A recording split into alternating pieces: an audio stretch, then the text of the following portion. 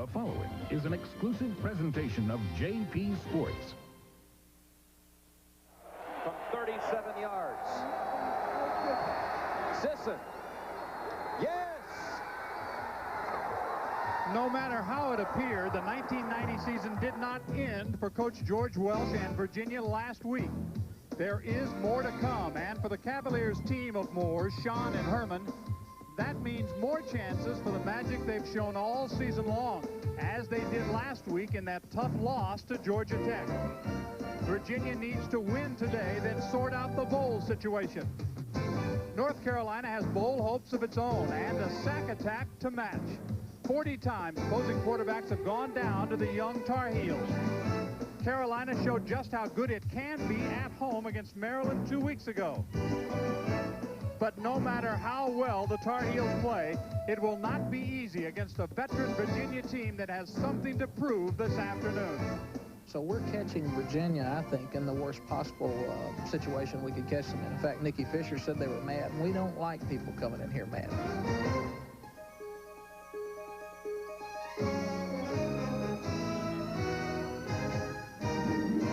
JP Sports presents the best in regional college football. The Atlantic Coast Conference.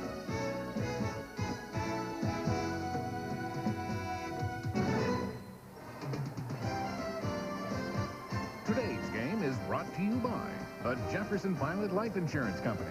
For insurance and financial services, better call JP. By Coors Light, the one that won't slow you down. The Silver Bullet is the right beer now. By the airline of ACC country, Delta. We love to fly, and it shows. By MCI's Prime Time Plan. Real savings 24 hours a day. And by Buick, the new symbol for quality in America. Live from Kenan Stadium in Chapel Hill, JP Sports presents Atlantic Coast Conference football. This afternoon, the Cavaliers of Virginia try to rebound against the Tar Heels of North Carolina. A very pleasant good afternoon. I'm John Sanders. You heard Mack Brown say this might be the wrong Saturday for North Carolina to play Virginia. Well, George Welsh of the Cavaliers has some concerns of his own. He is concerned he'll see more of the same defensively. Yeah, I am, because, you know, if it happens one Saturday, it can happen another one. We've had a couple bad halves now. You know, you might get a whole bad game. Who knows? But I think there's enough good talent there, and they're mature enough that, we hopefully will be a little bit angry and come out and be real good for 60 minutes. Joining me now is Jack Corrigan. Jack, I don't know whether they're mad coming into the game about last week, but they ought to be a little bit mad about the polls because you expected them to tumble, but they dropped like a rock as people around the country reacted almost like those voting in the polls were waiting for the Cavaliers to lose. Well, you see that clipping there from a Pittsburgh paper. It's hard for me, John, to understand how a team could lose a three-point ball game to a team that was unbeaten over its last 12 games and drop 10 spots in the polls. It was unfair to Virginia. It did not give enough credit to Georgia Tech. And maybe most of all, it is still this development process that has to go on in the rest of the country concerning the football played in this conference. It's pretty darn good. And looking for a little respect. So is Carolina. How are they going to win that respect here today? Well, in a football game, in any sporting event, you've got to score more points than the opposition. That's particularly true today for North Carolina. They have to score and score frequently because you know Virginia is going to score. They have scored against everybody. If Carolina hopes to win, they're going to have to do it in a shootout. And the guy that puts it in the end zone most of the time for Virginia, well, was a question mark this week. Herman Moore, some concerns about him because of turf toe, but apparently he's ready to put his toes on the line against the Heels. With the latest on that, we go down to Mike Hogwood. Mike? Well, John, Herman Moore did not practice for 3 days this week, and he came out and warmed up and told the trainers he could go, and he has been inserted in the starting lineup. He will play today and see how far he can go for the Virginia Cavaliers. They've got another injury problem to worry about, too. Jason Wallace, freak accident. He twisted his ankle after practice.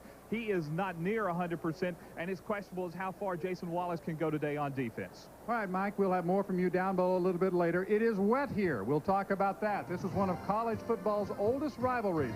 It's Virginia, North Carolina. Back to Chapel Hill in a minute.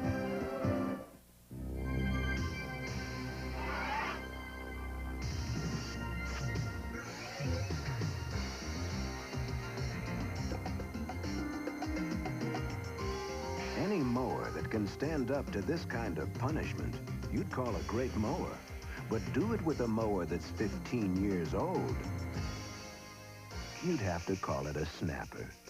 See the impressive performance of the new snappers. Check the yellow pages for your nearest dealer. We've owned this business for 12 years now. Rick's the numbers guy in Pete's Ideas. He keeps us from killing each other. Well, somebody's got to. And we never really thought much about how much we depended on each other. No. Until what happened to Joe last month. That really threw us for a loop. Could have been gone just like that. And then where would we be? Well, I could have had his office. And I could have had his parking place. Oh, come on, guys. Yeah, but of course. Of course. No, you know what? You don't mean that, right? We can split up his plan. Guys, right, you just talking. Jefferson Pilot, Insurance and Financial Services. One day there was just too much gray. I thought, should I or shouldn't I? I didn't. I was afraid it might look phony. I wanted natural-looking color, and I wanted to do it right, with no pouring and mixing. Nobody else could give me what I wanted until Clairol Option Instant for Men. I figured if it's from Clairol, I could trust it. I could. I went from gray to my natural-looking color in 5 easy minutes. My hair looks great, feels great. When I look in the mirror, I don't see gray. I see me. Do it right with Option. Also in gradual formula. Excuse me, sir. When you want fast pain relief, which headache powder do you prefer? A, B, or C? BC. Well, now, you can only take one headache powder. I did. BC's the one I always take. Oh, well, then you can take B, or you can take C. But you can't take both. BC, the headache powder with more pain reliever than goodies for fast pain relief. Oh, you mean BC. Oh. So, what you eating? How many grits? I give up how many? Mac Brown jokingly said they shouldn't have done it, but the field was covered last night. There was heavy rain here in the Chapel Hill area, and we are continuing to get rain this afternoon. It's 52 degrees. Visibility way down because of dense fog, only a half mile. 40% chance of more rain. What about the conditions of this natural surface field? Let's find out more on that. We go back down again to Mike Hogwood. Mike? Well, John, you mentioned the field was covered all night long when the hardest rains were here, but it is raining right now, and the field is in good condition. Both teams say they feel that they'll be able to get good footing out here today. Hopefully this rain, it's forecasted to stop in just a little while, so hopefully it'll stop before we get too far into the game. The Virginia Cavaliers are coming out behind me, as you can see. This is a determined football team. They've been determined in practice. They're over the loss to Georgia Tech. There's a lot of emotion on the Cavaliers today. They still have some goals to reach in this season. 3 more games left, and they don't want this loss to deter what has been a great season. They want to start the second part of it today against North Carolina. All right, Mike, thank you very much. It's the best season in 41 years for Virginia. North Carolina is the most improved team in the NCAA. The kickoff is coming up. Senior number 40. Dressing up, stepping out. If you're talking about fun, that's what it's all about. Shake it up, wow, put it on, check it out. When you're in a place where the beat goes on, you don't want to fill up.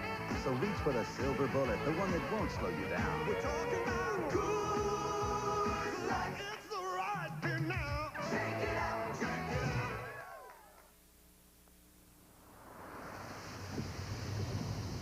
I'm gonna write you every week, Dad. Oh, like when you went away to camp? No, I really mean it. You're all right. Dad. Call. Here, that's our new personal 800 number. What? It means you can call home anytime you want, and you don't need any money. Dad? Yes? Could I have some money anyway? Introducing MCI Personal 800, a very new, very affordable way to stay in touch. My main Yugoslavian and very sensitive Laker brother, Bloody Divac, looks a whole lot better now because he just shaved off his beard with the new Schick Slim Twin Plus with aloe. How'd it go, Bloody? No problema. Was the blade narrow enough? Yeah, never problema. How do you like the new aloe comfort strip? I'm no longer irritating. Try the new Slim Twin Plus with aloe. It reaches every place on every sensitive face. So now make a good like me face? Problema, Bloody. Big problema. From Schick.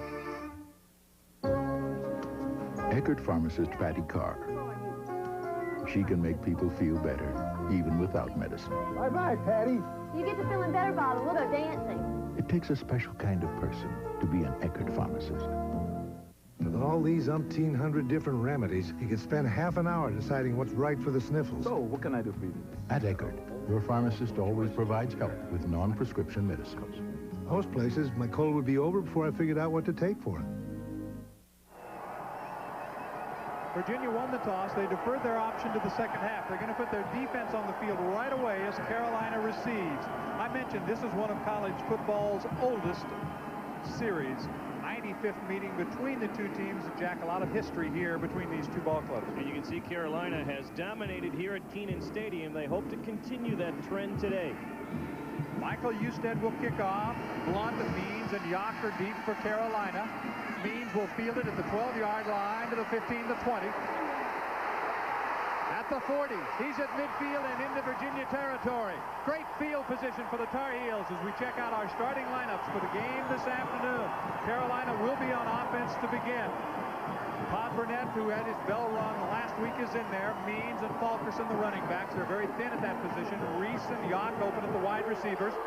Donnelly, Bollinger, Parsons, Dinkin, Oberg, and Deems May is the tight end. That's the way they begin for Carolina. They start 1st and 10 at the 47. And it is Means with a big gain. He's got a first down near the 35-yard line. The Virginia defense, which gave up all those points in the second half last week against Georgia Tech. The good sophomore Chris Slade, the veterans Reynolds, Carey, and Hall. Goodwin new at right end. The linebackers, Pearson playing for Yusef Jackson, who's out. Killian, a redshirt freshman. The secondary, we told you about Wallace. McMeans, their best interceptor. A gain of 11 on the first play. It's at the 36, 1st and 10. Natrone Means knocked down as he gets inside the 35 to the 34 by P.J. Killian, a redshirt freshman from Fox Chapel, Pennsylvania. You mentioned, as let's take another look at the kickoff return that really got this game going the way Carolina wanted it. Eric Blunt nearly takes it the distance, 41 yards. Virginia wanted to put their defense out to regain their confidence, John. It's not happening. 3 wide receivers in this opening series for Carolina. First pass for Burnett. It goes over the middle. It's in the air and incomplete. It was intended for Joey Yock. It bounced in the air and was very close to being picked off by Killian. He had several guys open. He had a little bit of happy feet there. Do you see him falling away, Todd Burnett, as he threw that ball, threw it off balance, and didn't deliver the ball the way he needed to? I really think you need to attack the Virginia secondary on the outside. That's what Georgia Tech did. It is 3rd and 8 from the 34. First possession of the ball game for Carolina in blue. Burnett looks left, throws incomplete. He threw it past Means and really kind of in an area where he didn't have anybody. Holiday was deep and Means was short, and it's 4th down. Real bad mechanics too, John. He had his elbow down. He just slung that ball, if you will, and had Natrone caught the ball, there were 3 Virginia guys around him, and he was well short of the first down marker. McAllister will kick.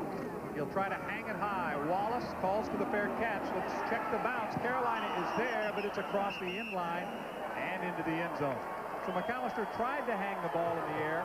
It'll be a 34-yard kick, and Virginia will put its outstanding offense on the field, led by Sean Moore, Terry Kirby, and Dave Sweeney, the running backs, and they are awesome with their running game. Herman Moore will start along with Dooley, Roberts, Stearns, Riles, Tomlin, Collins, and Cook is the tight end. Of course, they're without Bruce McGonigal, their outstanding tight end, who was injured in an accident on campus. They have missed his presence. And they have missed Chris Bosari, who broke a leg earlier in the season, is out for the year. Dooley starts back slowly in motion. Moore is split to the right, and it's Kirby. He's got 5, he's got 10, maybe 11 yards on the first carry. Eric Gash, one of the linebackers, makes the tackle. Here's that Carolina defense. Carolina with Barker, Samakis, and Tripp up front. The good linebackers headed up by Thigpen and Hollier in the middle, and a pretty good secondary. Their leading interceptor in the secondary is Cookie Massey, the strong safety. But, John, they have to stop the running game of Virginia. You worry about the Moors, but the running game is very, very good. A gain of 11 out of the I formation. Both wide receivers are split to the left side. It was Tomlin in motion. Kirby spinning for another first down. He's near the 42-yard line before he's dropped by Dwight Collier, one of the leading tacklers in the ACC. High school player of the year from Taft, Virginia, a couple of years ago. Terry Kirby has that great combination of size and speed. He comes in averaging nearly 7 yards a carry and has good vision. Great spin move there. Takes advantage of the block from Terrence Tomlin. Back-to-back running plays have picked up 22 yards. So Kirby, the only player in the ACC averaging over 100 yards a game, has 22 already. First man through is Sweeney. The fullback, he gets 1.5 yards, and that is all. He's pushed back by Austin Robbins. We were expecting to see Roy Barker start at that left tackle position, but Austin Robbins, the redshirt freshman from D.C., was in there defensively. Virginia will use that tailback. They'll give you the fullback once in a while just to keep you honest, John, but that tailback, whether it's Kirby or Nicky Fisher or even David Brown, that's what George Welsh wants to ride, that big horse. The tight end Cook is split to the right, so 3 receivers in this formation. It is 2nd and 9. Moore off throwing to Herman Moore. He's got it first down inside the 45 near the 42-yard line. The Cavaliers start to move. Tommy Thigpen out of Dumfries, Virginia, made the tackle for Carolina, but it's a gain of 16. And believe it or not, for Herman Moore, that's below his average. He averages more than 22 yards a catch. This is the option pass route, and Moore, with his great size and then leaping ability, makes him such a threat anywhere on the field. He is trying to set an NCAA record today. If he catches a touchdown pass, his 9th game in a row. Kirby hit as he gets to the line of scrimmage, dropped near the 40 after a gain of a couple. That time, Alice Samakis, who was in the ball game, closed down hard to the left of Kirby, and actually they were leaving him uncovered, John, hoping to run by Samakis, but he made a nice play there. The senior out of the Pittsburgh area. It'll be 2nd and 9 at the 41-yard line. Samakis from North Allegheny High School in the Pittsburgh area. There is also an offensive lineman. He's played some of that at Carolina as well. Play action. Moore looking long toward the end zone. It is incomplete. Almost intercepted. Probably should have been. Baskerville was back there on the play. And Carolina lost an opportunity, Jack, to take one away early. Intended for the tight end who was deep on the pattern. Well, that's what I talked about, the absence of Bruce McGonigal hurting this football team, because he was that last element. You had Moore on the outside and Dooley a good possession receiver. You've got the great running of Kirby, the elusiveness of Sean Moore. You have to leave a spot open, and it's usually right down the middle, and that's where McGonigal excelled. But with Bruce not in the lineup, they just don't have the receiving ability at that spot. They have 4 receivers in this formation. One setback, that's Kirby. Moore on 3rd and 9. Waits, steps up, fires. He's got it. First down near the 25-yard line. Herman Moore with his 2nd catch here in the opening drive for the Cavaliers. North Carolina goes with a 3-man rush this time. They try and get a lot of people into coverage. But when you've got a guy 6'5", who runs very fine routes as well, he'll find the hole. See how he sat? He knew exactly where the down markers were. He sliced around Jonathan Perry and in front of Cookie Massey, and they pick up the first down. The Cavaliers score 55% of the time they have the ball. A good opening drive. Kirby spins inside the 25 to the 23, giving 3 on the play. Kirby now up to 26 yards in the first quarter, and Eric Gash made the tackle. Well, this is what Carolina feared Virginia could do to them. Relentlessly march down the field. They don't want to fall behind, because it is tough to come back against this Virginia team with the Carolina offense. Brian Satola in as a wide receiver in this formation. It is 2nd and 7, and it's Kirby again. Inside the 20. Runs near the 17-yard line before he's dropped by Dwight Collier. And you see what Nicky Fisher and Terry Kirby have done this year. Nearly 190 yards a ball game. When you add in David Brown, it is over 217 yards a ball game out of their tailback spot. And maybe what's more impressive, John, they average 7 yards a carry. Unbelievable. They are one of the nation's leaders in rushing offense. They are ranked 6th in the nation. It is 3rd and short, 2 tight ends, 1 wide receiver, and Kirby fights his way for the first down as he gets close to the 15-yard line. Again, Hollier up to fill the gap. What a turnaround for Mack Brown after 2 1-10 seasons. They are the most improved team in the NCAA this year. One of the reasons Dwight Hollier, the junior linebacker, having another phenomenal year. He had 15 tackles last week at Clemson. That stop there puts him over 120 tackles he has been in on this year. Junior out of Hampton, Virginia. You know this game means a little more to him for the bragging rights when you go home for the holidays. Still a 2 tight end formation. Dooley is the lone wide receiver. Here's the option. Moore. Kirby. And he's hemmed in after a gain of a couple on the play. Stretching it out well was Rondell Jones, number 31. He came up, got help from Bobby Thigpen, and they really stretched it out. Well, there's 2 things you have to do against the option. One, you have to force the quarterback to pitch the ball. And they are able to execute that by stretching the play out. You see, Sean gets the pitch off to Terry Kirby, but Jones and Thigpen and company are there. Credit Cookie Massey with forcing Sean Moore to make the pitch and then having his teammates there like Del Jones to finish the play. Gain of 3 on the play. Herman Moore split to the right. Watch him in these situations as they get close to the goal. Inside that 20-yard line, he will go alley-oop to Moore. There's the record. An NCAA record, 9th game in a row this season. Jordan on the coverage, but there's simply no way you can stay with him, Jack. He's too big, and he's got that great jumping ability. Great speed, great jumping ability, and give Sean Moore a lot of credit, too. There's a lot of touch when you throw that fade pattern into the end zone. You've got to get it deep enough and high enough. And under some heat, Sean Moore gets this ball away. Look, he got whacked by Cookie Massey just as he let the ball go. But it's nice to have a target that can high jump better than 7 feet. You like your chances. It is a 13-yard touchdown play. The extra point is good, and the Cavaliers have scored the first time they had the football. More to more. That means more from Virginia, and we'll have more after this. In the independent J.D. Power & Associates initial quality survey, only one American car line ranks in the top 10. But then, quality has never been foreign to Buick. The world is watching Buick. Its quality standards have made inroads everywhere. Now there's the powerful new Regal 4-door sedan from Buick, the new symbol for quality in America and beyond. Come to Kiowa Island, just 21 miles south of historic Charleston. Spend 2 nights and play 3 great golf courses for just $69 per person per night. Golf by Nicklaus, by Player, and by Fazio. Just $69 per person per night. Enjoy a great ocean view room or a hideaway villa and 3 great golf courses. For reservations, call toll-free 1-800-654-2924. Some restrictions apply, valid through February 27, 1991. Come to Kiowa Island.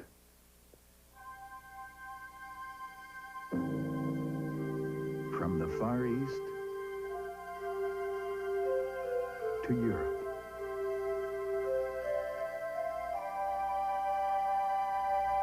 Across the Caribbean and throughout North America, only one airline covers so much of the world with so much warmth.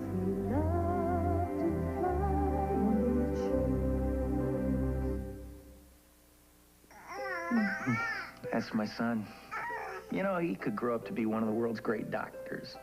Yeah, maybe a brain surgeon. Of course, that'd be years of medical school. Big bucks.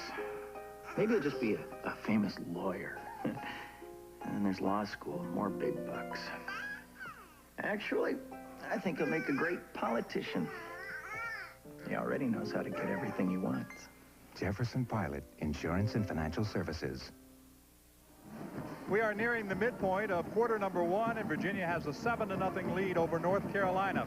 They did it in typical Virginia fashion, maybe taking a bit longer than they normally do. It was a 12-play, 80-yard, 4-minute, and 23-second drive, and for the 12th time this year, it's more to more. Let's go down to Mike Hogwood now. Well, guys, when Herman Moore came off that field just a moment ago, he was grimacing in pain, but I'm sure the pain was eased a little bit by the touchdown. This guy is playing hurt, and he's playing with a lot of courage, caught a lot of passes on that drive. Virginia, when they came on the field, said, first series, guys. They wanted to come out and establish something on the first series, and that's just what they did. Here is the kickoff. Blunt will field this one near his 7-yard line. He's back to the 20. Remember, the opening kickoff was a 41-yarder. This is a good return as well as he moves it out beyond the 30. A 24-yard return. They're going to start in the area of the 32-yard line. The tackle was made by Greg McClellan. Real key here in this possession for North Carolina, how well Todd Burnett throws the football. He was very ineffective in his pass attempts the first series. And as they did the first time out, the Heels open with 3 wide receivers, Fulkerson and Means in the I formation. This is Means, the freshman. Down after a gain of 1. Necktie tackle by James Pearson. You know, you talk about Herman Moore, Jack. I would think that the natural grass has got to help him a little bit with that turf toe situation. Well, there's not quite as much pressure on that foot, but it's the cutting that Herman still has to do as a receiver that's going to bother him. And that's going to be something I'm sure the Virginia medical staff will watch all afternoon. A gain of 1. It's 2nd and 9. Number 1 in the country in scoring offense, the Cavaliers, almost 47 a game. They lead 7-0 in Burnett. The catch is made, and he is inbounds at the 39-yard line. Holiday just planted himself near that out-of-bounds marker, stayed there, stretched out, made the catch, a gain of 26 and a first down. Dotting the I, they call that in the receiver trade, and what an effort there by Corey Holiday, the redshirt freshman from Richmond, Virginia. And Todd Burnett got it to him. Down to the 40-yard line, the official spot of the ball. Natrone Means shifts from the left side of that backfield to the right. They fake it to him, and Burnett is smothered. He goes down in the arms of Joe Hall, picking up his 4th sack of the year. Hall from that right tackle spot, a redshirt senior from Maryland, makes the sack. Well, that's one way to blunt a drive. You see Hall just stepped right around Brian Bollinger, the guard. That was just a power sack, if you will. He just went right through the man, one of the tri-captains for this Virginia team. Felton and Reese are split to the right. Holiday split left on 2nd down and 18. Pitch it forward. Here's Means. They like this play, and Means has got it inside the 35, down near the 32-yard line. P.J. Killian made the tackle. A big pickup of 17. They're still going to be about a yard shy of the first down. But, Jack, that's a play we've seen a lot of from Carolina. Well, Georgia Tech ran it with some effectiveness as well. It's just like running a delay, a draw play, if you will, John, with the one advantage. If for some reason the guy doesn't catch the ball, you don't lose any yardage on the play. Fairly safe play. You can see the numbers for Natrone Means over the last 4 weeks. Making just his 5th start. There's the first down. Inside the 30, down to the 28. Means picks it up, and James Pearson made the tackle for Virginia. So Carolina is driving against this Virginia defense. And you heard what Coach George Welsh had to say about his defense and the decision he made to start the game. Make the defense go out there and play.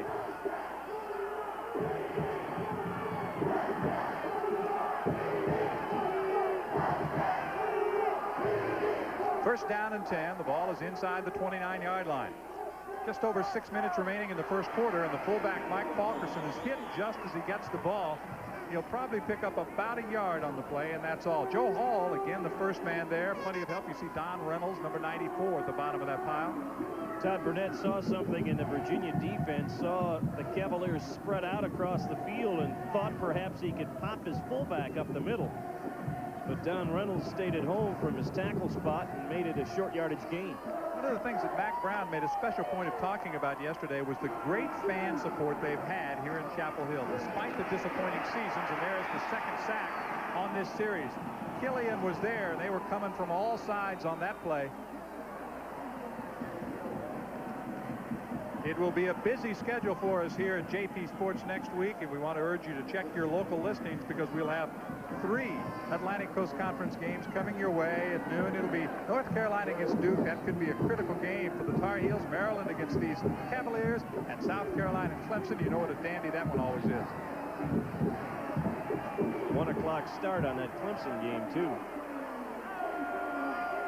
It is 3rd down and 20.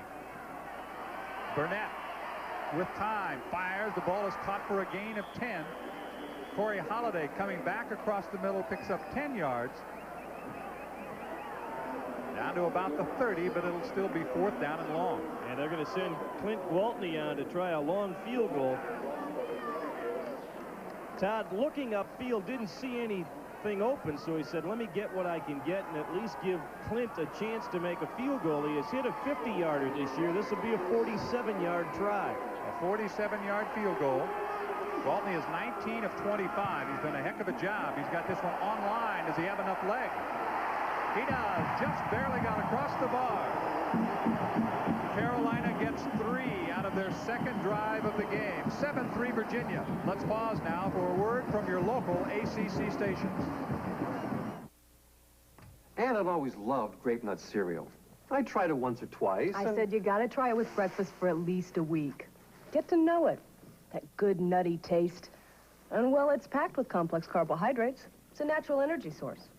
It'll help keep you going. So I did it. And I do feel great. Now I love it more than she does. No way. Breakfast with Post Grape Nuts helps keep you going strong all morning long. You gotta try it for a week yourself.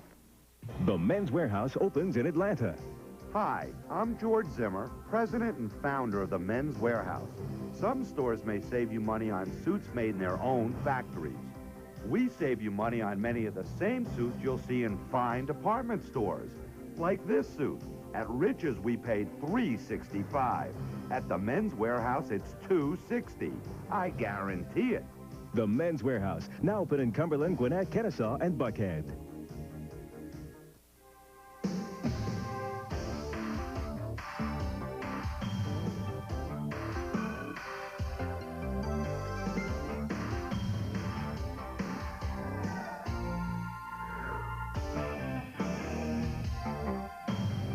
Home builders use their energy here, so you won't have to use as much of yours here.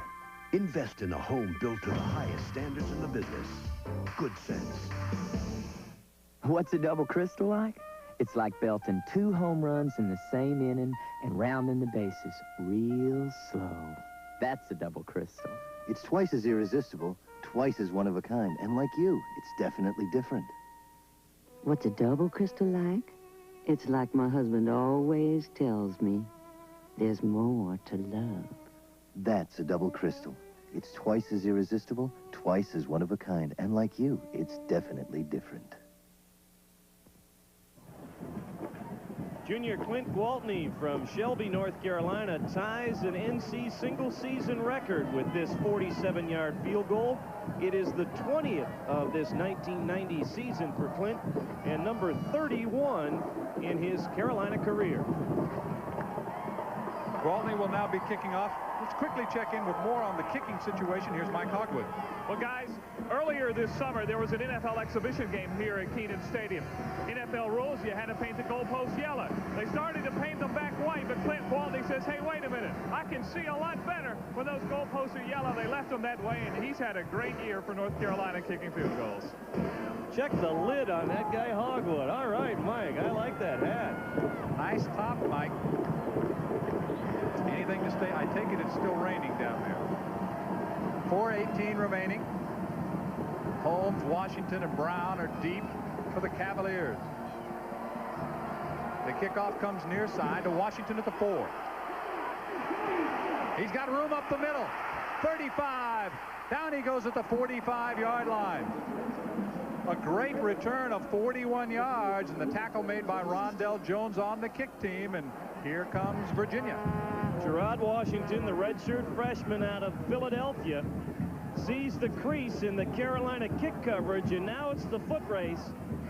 And Rondell Jones, the last man with a shot, stops him out near midfield. Great field position for the high-powered Hoos. They'll start from their own 45-yard line. Aaron Mundy is the tight end in this series. Gary Steele is the new fullback. It's still Terry Kirby at the tailback. This is Kirby. He's got about 3. Down he goes at the 48. Tackled by Dwight Collier. Who else? We'll be calling that name all afternoon long. Well, anything that's run between the tackles, if Hollier or Thigpen aren't there on the stop, they're in the neighborhood. Kirby trying to dance his way to the outside, and that's from behind. You see Hollier scraping along with him. No huddle for Virginia. 39 yards for Kirby. Option play. He's got it again. And he is hit for a loss of a yard. Again, it's Dwight Hollier. Ran that option jack to the short side, and Hollier said no way. 31st consecutive start for Dwight Hollier in his Carolina career. High school All-American out of the Hampton, Virginia area, and he was just the shadow man on Terry Kirby on that play, and he was right there. Again, Virginia goes without a huddle. They go with 4 receivers in the pattern. Wilson, Moore, Dooley all in there. Sean Moore rolls away from pressure. He throws to the short man. The catch is made at the 45-yard line by Nicky Fisher, the tailback out of the backfield. Recall Fisher last weekend in a passing situation could not hang on to the ball. A key play for the Cavaliers. That's the first ball that Nicky Fisher has caught this year. When he is out on the field, he is rarely the primary target. And he was probably the 4th option for Sean Moore. Nicky did a good job of finding some open space and enabling Moore to avoid the sack. And the question is, did he fight forward far enough to pick up the first down? It's going to be very, very close. There's the stretch, and they're going to be the length of the football short. And George Welsh is going to go for it. It'll be 4th down and about a foot to go. Well, when you're averaging almost 300 yards a game on the ground, you've got some great running backs. There's not a whole lot of question here that you're going to go for it. And also, John, he wants to put this game away early. He does not want Carolina to use the crowd to stay in the ball game. The Carolina crowd now trying to get into this 4th down play. 4th and not much.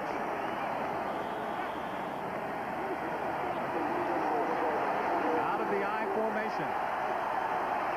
Diving for the first down to the 44-yard line is Sean Moore. First time he's carried the ball this afternoon, and Virginia will get the first down.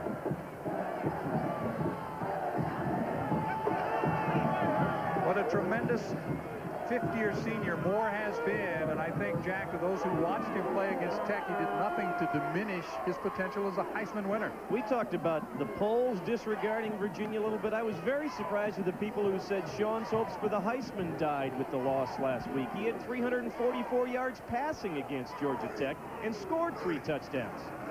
At his team 1st and 10, play action. He looks long for Herman Moore. Moore inside the 10, leaps and makes the catch. He goes down at the 2-yard line. Doxy Jordan there to make the tackle, but Doxy's 5'11", and Herman Moore is 6'5", a gain of 42 yards. A man among boys. And not to take anything away from Doxy Jordan and Cookie Massey, Herman Moore has the ability to stay in school another year. But I can tell you right now, he would be a top 5 pick in the NFL draft next spring, and I think that's probably the way Herman's going to go. That is just a remarkable play. He had that great game last week, a career high in yardage, over 230. He's caught 4 so far, and he's got 85 yards already. Virginia leading 7-3 and knocking at the door. We'll be back to Chapel Hill in a minute. Introducing the American Beauty. It took vision and courage to bring it to you. It took a policy of unceasing devotion to quality. A revolution in the way its V6 engine and electronic transmission worked together with Dynaride to make it the smoothest Buick ever built. The completely new 1991 Park Avenue and Park Avenue Ultra. They're beauties, all right. American beauties. From Buick, the new symbol for quality in America and beyond. Stand out in your crowd. Show your true colors at the game, at home, wherever you go. An exclusive new design for each ACC school. Available only through this TV offer. Call 1-800-753-1ACC to order. Imprinted in official school colors and including school mascots, these items will not be sold in stores. Call right now. 1-800-753-1ACC. This is a free call. Licensed and approved by the ACC, this exclusive line is available in a full range of sizes. So if you root for the Tar Heels, or you're a dyed-in-the-wool Cavaliers fan, there's a design just right for you. 9-ounce fleece sweatshirts are only $22. 100% cotton t-shirts and 12 caps just $15. Order today by calling 1-800-753-1ACC or send check or money order to Hendrick JP Sportswear, P.O. Box 560866, Charlotte, NC 28256. Use your Visa or MasterCard to call right now. 1-800-753-1222. Allow 4 to 6 weeks for delivery.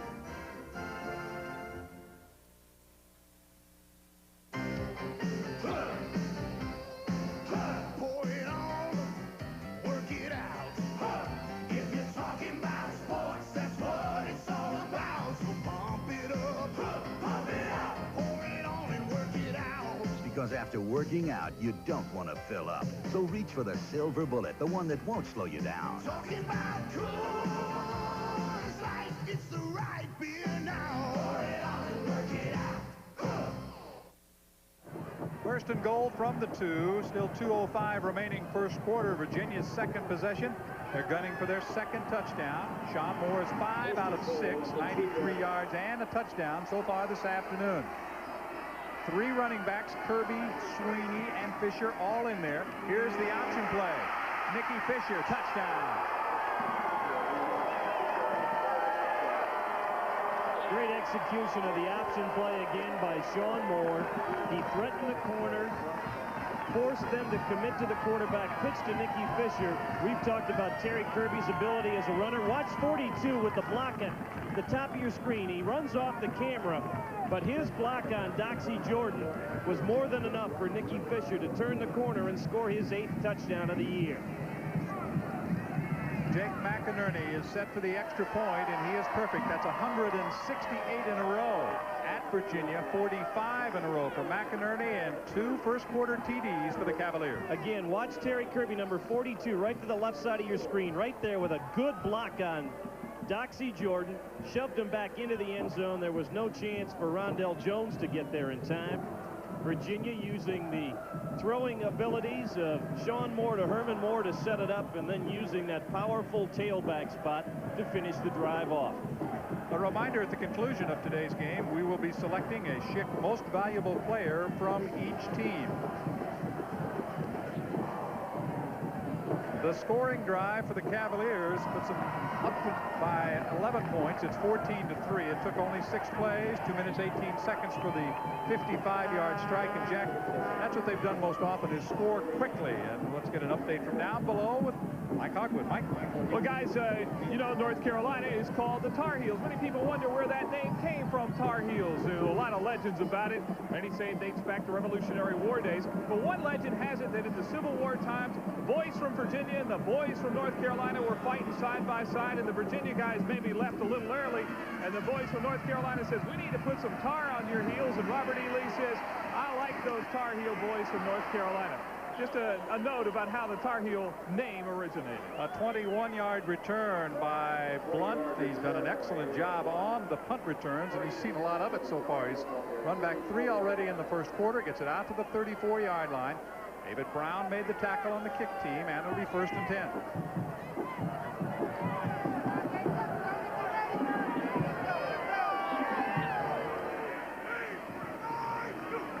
3 wide receivers again in the pattern. Natrone Means out to the 40.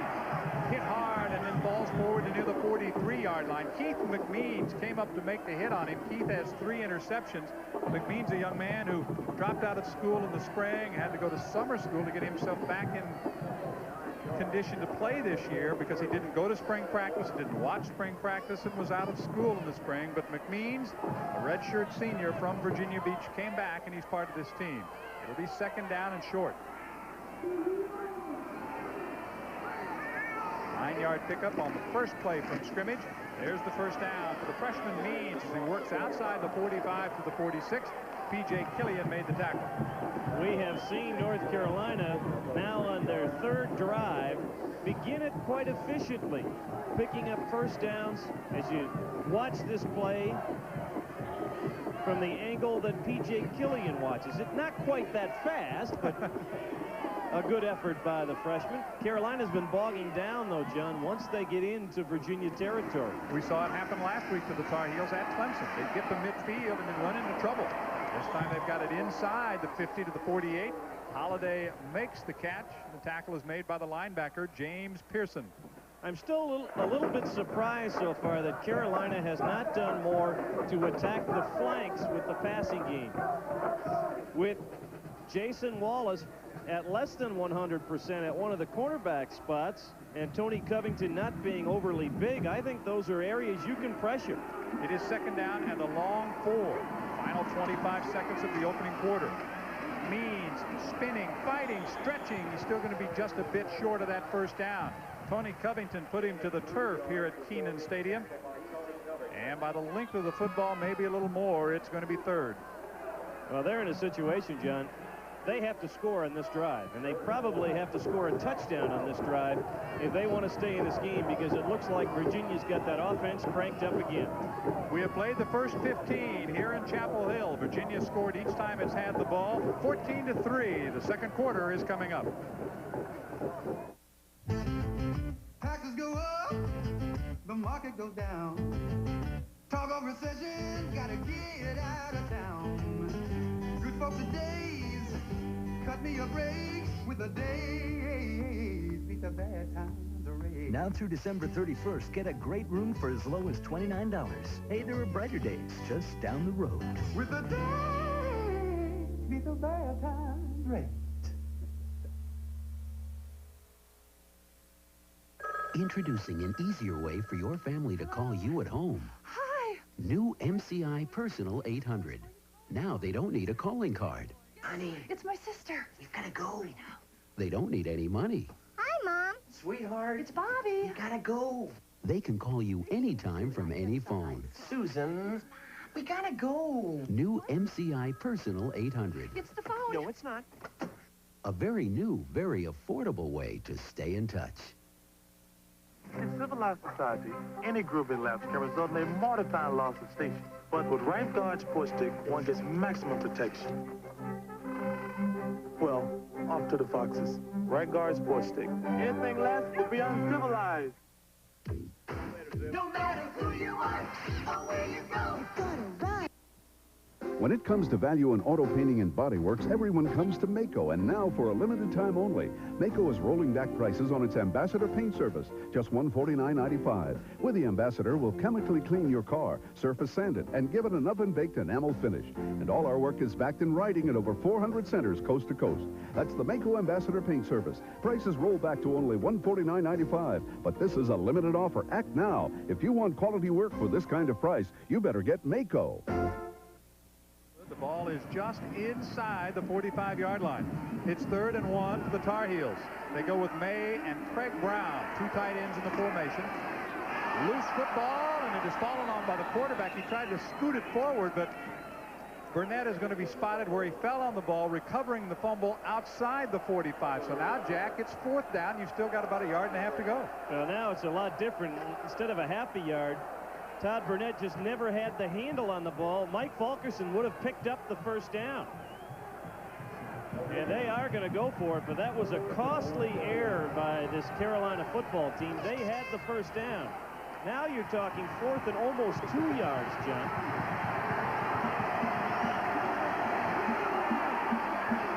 Felton is the motion man. The pitch, Natrone Means, first down. At the 41-yard line. Means got outside that time. Wallace came up to make the tackle from his cornerback position. George Welsh is not happy. It's a first down for the Tar Heels. Well, so often in short yardage situations, people like to stay in between the tackles, but they go wide. They got a good block by Brian Bollinger on the corner against Tyrone Lewis. That enabled Means to get the first down and get George Welsh unhappy. Means now with 37 yards rushing. We've just begun the second quarter. It's 14-3. Virginia leading North Carolina. Here comes the freshman the other way. They string it out. Lowers his head and bangs down to the 40-yard line.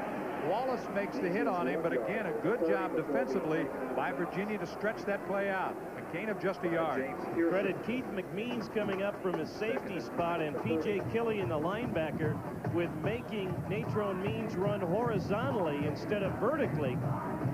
One of the things that Mack Brown has been pleased with Means about it has been his ability, John, to get vertical to run north-south, but not that time. Second-team defensive line, Miles Quigley and Marcus Washington in there now for the Cavaliers. It is 2nd and 9. Burnett rolls. He's got pressure. Steps up and down he goes. Third sack of the first half for Virginia. So he's dropped near the 43-yard line, and it's Quigley, the nose guard, coming up the middle, number 53, a redshirt junior from Miami. He got help alongside from Marcus Washington. Well, Kenneth Miles was the guy who actually had him deeper in the backfield. Watch Burnett duck right under Miles, but there was not anywhere for Todd to go. Consistently, Virginia has stunted on 2nd down, John, when it's been 2nd and long yardage. Eric Blunt now in at tailback with Fulkerson the fullback. Passing formation. Here comes the pressure. Throwing on the run. Blunt reaching down at the 37-yard line. Comes up empty. The rush coming that time from Kenneth Miles. They had that good pressure on. It'll be 4th and 12. Third straight time that North Carolina has moved the ball into Virginia territory and then stagnated. It has been because on 1st down, once they get into Virginia territory, they've been ineffective, John. It enables Virginia to blitz, and the offense just dies. Scott McAllister kicking for the 2nd time. There's a fair catch called for, and it bounces away from the Tar Heels and into the end zone. Again, a reminder, next week, a lot of football from the Atlantic Coast Conference. North Carolina in a very important game for the Tar Heels will play at Duke. They still have hopes of that bowl bid. Maryland against Virginia. That will be at noon as well. Please check your listings. In South Carolina and Clemson, that is always a battle, and it'll be in Death Valley Saturday. That'll start at 1 o'clock. The other two games will begin at noon. Well, the weather is brightening. You're starting to clear up here in Chapel Hill, but the clouds are over that Carolina defense right now. I think you're right. Dooley and Satola, the wide receivers on this series. Kirby and Sweeney, the running backs. Here's Kirby. He's got a couple, and he's banged hard by Dwight Hollier. He must wear out a set of shoulder pads in the course of the season. I was going to think more than one set. Now, Carolina has made a living out of forcing turnovers. They come in on defense in a plus-minus situation at plus 13. But last week, they did not force enough turnovers against Clemson. And to this point, they've just not stopped Virginia. Virginia's 3rd possession, they scored touchdowns in their first 2. The Heels are 5th in the nation in that turnover ratio. Virginia doing quite well as well. They are 7th. Moore looks left, comes back to the right. He's got Herman Moore, who dropped the ball at the 35. A little bit behind him, but as he bent back toward the ball, possibly, Jack, that's what you talked about with the toe injury. He really couldn't get in position to make the catch. Well, I think he's going to step gingerly at times this afternoon because of the turf toe. But he has this ball, and I'm sure Herman's going to tell you, hey, that was my bad. I should have had that one. It's only the 2nd miss passing-wise for Sean Moore. He'll bring his team up. First, 3rd and long situation, John. It is 3rd and 8. He's got Moore, Dooley, Wilson, and Tomlin. A full contingent of wide receivers, 4. And it is the quarterback draw. And Sean Moore can only fight for a gain of about a yard. Alex Zemeckis made the tackle. And Carolina smelled that one all the way. It was quarterback draw from the beginning, despite the 4 wide receivers. Well, this play never had a chance to get going. You could see right there, Chris Stearns and Mark Dixon, the 2 guards, both pulled on the play and collided in front of Sean Moore. The play had no chance to go. Ed Garno is on to kick. Here comes some pressure. A low line drive kick. Should be some room for Blunt as he takes it at the 30, 35. Dances around at the 38, and down he goes. A 47-yard kick, a 7-yard return. Chris Slade down on the kick team to make the tackle. Virginia 14, North Carolina 3. Back to Chapel Hill in a minute. The 1991 Buick Regal sedan. It's going places. Regal features 4-wheel disc brakes and an available 3800 V6 engine. Leather seating areas, concert sound, and anti-lock brakes are also available. Regal is going places in comfort with the spaciousness and Buick quality that gives its competitors fits. The new world-class four-door Regal from Buick, the new symbol for quality in America and beyond. Even when all of Company B heads for the phone, it's no problem for Gail Godfrey. Delta Airlines, Gail Godfrey. Y'all heard of Lubbock, Texas? Yes, that is confirmed. I got some friends who want to talk to you now. Just hold on a second. Thank you. Cincinnati, Ohio. New York City. Monroe, Louisiana. Albuquerque, New Mexico. San Jose, California. Portland, Oregon. Butte, Montana. You're all set. Thank you for calling, Delta. Bye-bye. Hi, Gail. Did you get many calls this afternoon? One. Delta, we love to fly, and it shows.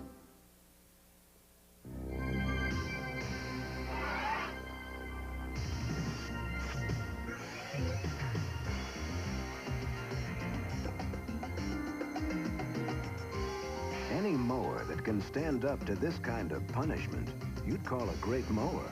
But do it with a mower that's 15 years old, you'd have to call it a snapper. See the impressive performance of the new snappers. Check the yellow pages for your nearest dealer. Dan Larson knows a secluded course where the holes are challenging, but the fees aren't. Now, where do you suppose he'd rent a car? Budgets, where every rental passes 25 quality checks and price is not a handicap. Bob Nickel knows a little French cafe where the food is magnifique, but the bill isn't. Now, where do you suppose he'd rent a car? Budget, where he finds the most luxury Lincolns over 3,500 locations worldwide and very tasteful prices. The smart money is on budget. 14-3 is the score. We're early in the second quarter. From the 38, 1st and 10. Todd Burnett is 4 out of 7 passing. Natrone Means has carried 9 times for 38 yards. Both on the field as Carolina this time goes with a tight end formation. Means at midfield and more down to the 45 of Virginia. Natrone Means finally tackled by Tony Covington, but he gains 17 yards. Natrone Means has great vision for a young running back. Look at him dance his way, set up Means the safety, and never give him a full shot. Gave him the one leg. As a running back, John, you never want to give him your hips. Never want to give him both legs. And Means does a good job of that. And he's having a fine game so far. Falkerson inside the 45, picked up a yard, maybe a yard and a half, and that is all. And he's nailed by the middle of that defensive line. Coming up was Tony Covington again, but Marcus Washington, number 98, making one of the first hits along with Matt Quigley. And again, Jack, that's the second team defensive line that's in there for Virginia. Well, Carolina again with an opportunity. They finally stopped the Virginia offense. They're again in Cavalier territory. They have to be more productive on 1st and 2nd down. Yock and Holiday are split to the left. Burnett rolls that way, looks, throws short. Means makes the catch. Loses the football as he's spun down and out of bounds by Tyrone Lewis. He was going one-on-one with Lewis and couldn't beat him. Also have a flag in the backfield, which is usually in the holding area. And that's exactly what it is. Our referee today is Robert Wood, and we have not heard much of Robert so far. That's all right. Officials will tell you they'd gladly be unnoticed in a ball game. Means the teams are playing well and no reason to stop play. Again, the mistakes in the opposition's territory killing North Carolina, but I really think part of it, John, is they are still reluctant to go upfield a great deal. Their passing game has been very horizontal. Holding on the offense is declined. 3rd down. See, they had a 1st and 10 after the run by Natrone Means in Virginia territory. They run a quick dive to the fullback and get only a yard. So now you're in 2nd and long yardage. And then they throw a little dump pass, and with the fumble, they don't gain anything out of it. So now you're 3rd and long yardage. They decline that holding penalty. Blunt is in there at running back. Burnett steps back, pumps once, and throws short. Blunt makes the catch. He's inside the 30-yard line for a 1st down. The Tar Heels pick up a big 1st down. Benson Goodwin on the tackle, but Blunt gets 14 out of the backfield. They at least stretched the defense with the outside receivers. Burnett wanted to go deep this time, but under the pressure saw the crossing Blunt past Benson Goodwin, the defensive end outside linebacker, if you will, and Blunt's speed enabled him to pick up the first down. Yak and Holiday, the two wide receivers, both split to the left side. Means checks back in. Fulkerson is the fullback, and here's Means. Oh, the fake to Means, and the throw is short to Fulkerson out of the backfield. A good fake that time for Burnett. That's a nice scheme. I like the concept of that play. The only problem is you leave Benson Goodwin unblocked, and you hope that Goodwin bites on the fake to Means the tailback. When he didn't, Todd Burnett just didn't have time to throw the ball towards Mike Fulkerson, who was open. Felton and Julius Reese now split to the left. It is 2nd and 10. The ball is at the 30-yard line. There's that.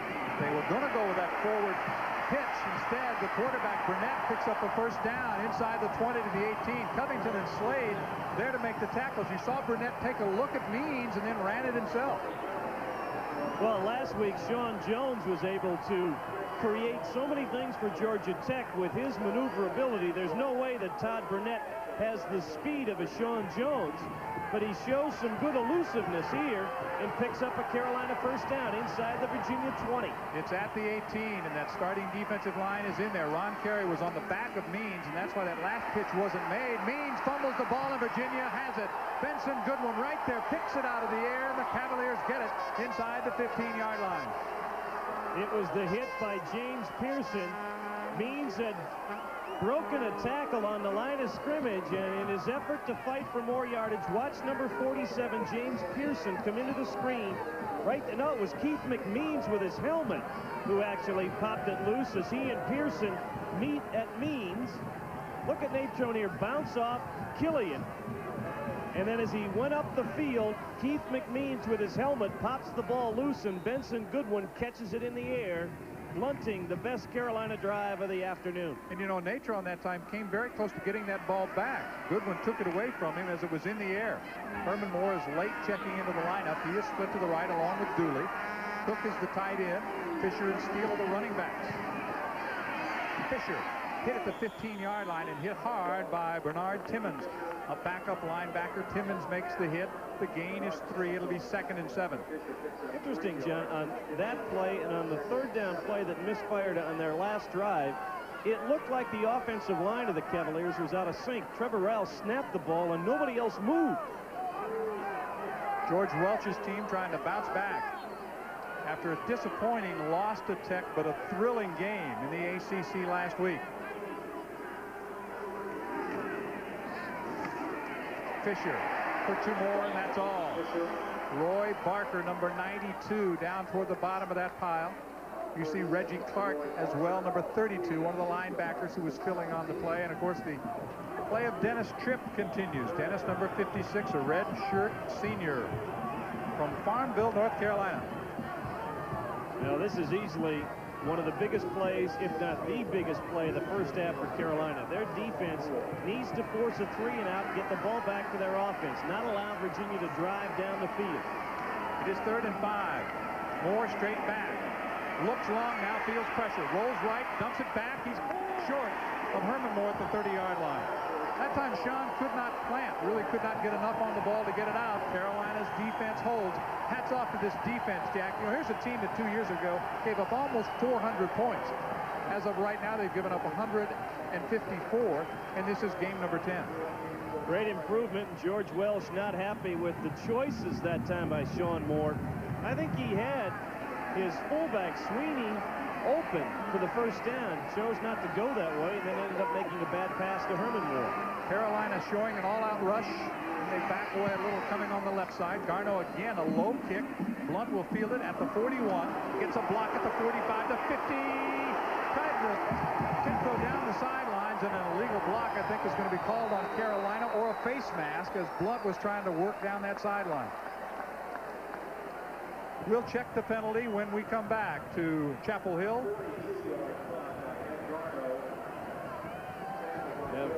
Robert Wood saying it is a face mask penalty. That will move the ball further down the field for Carolina. It's a question of whether it's a 5-yard or a 15-yard.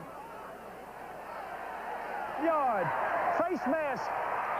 On the kicking team, first down. It will be first down, Carolina. The ball at the 36 after a word from your local stations. Hello? Hi, honey. Listen, don't expect me anytime soon. Yeah, what's up? The deal fell through, and it's really going to be a late night. Okay, see you when you get home. How private are your cell phone conversations? Hello? Hey. When can I see you? Tonight. Your place. I'm Channel 2 News reporter Tom Regan. Before you say another word on your cellular phone, think about this. Who's listening? I'll tell you some things you need to know. Cellular Spies, Tuesday at 6 on Channel 2's Action News. Boy, was I embarrassed. The Uglies had attacked my home, and I wanted to hide. I didn't know what to do, and then it hit me. Sears sells siding. That's right, Sears is America's leader of installed home improvements, and they could save me from the Uglies. There's no better time than now to make your home beautiful with pure vinyl siding from Sears. For a limited time, with your purchase of siding or overhang from Sears, there's no payments until January 1991. First, to cut down drafts, your home is wrapped with special insulating board. Then pure vinyl siding and trim is installed. The finish goes all the way through, making it chip and fade resistant so that it never needs painting. If it becomes soiled, it cleans up with a rinse from the garden hose. A variety of designer colors makes selection easy. If the look of your home makes you want to hide, call Sears for a free no-obligation estimate and an explanation of the delayed payment plan. Remember, no payments until January 1991. Sears, where you get your money's worth, and a whole lot more.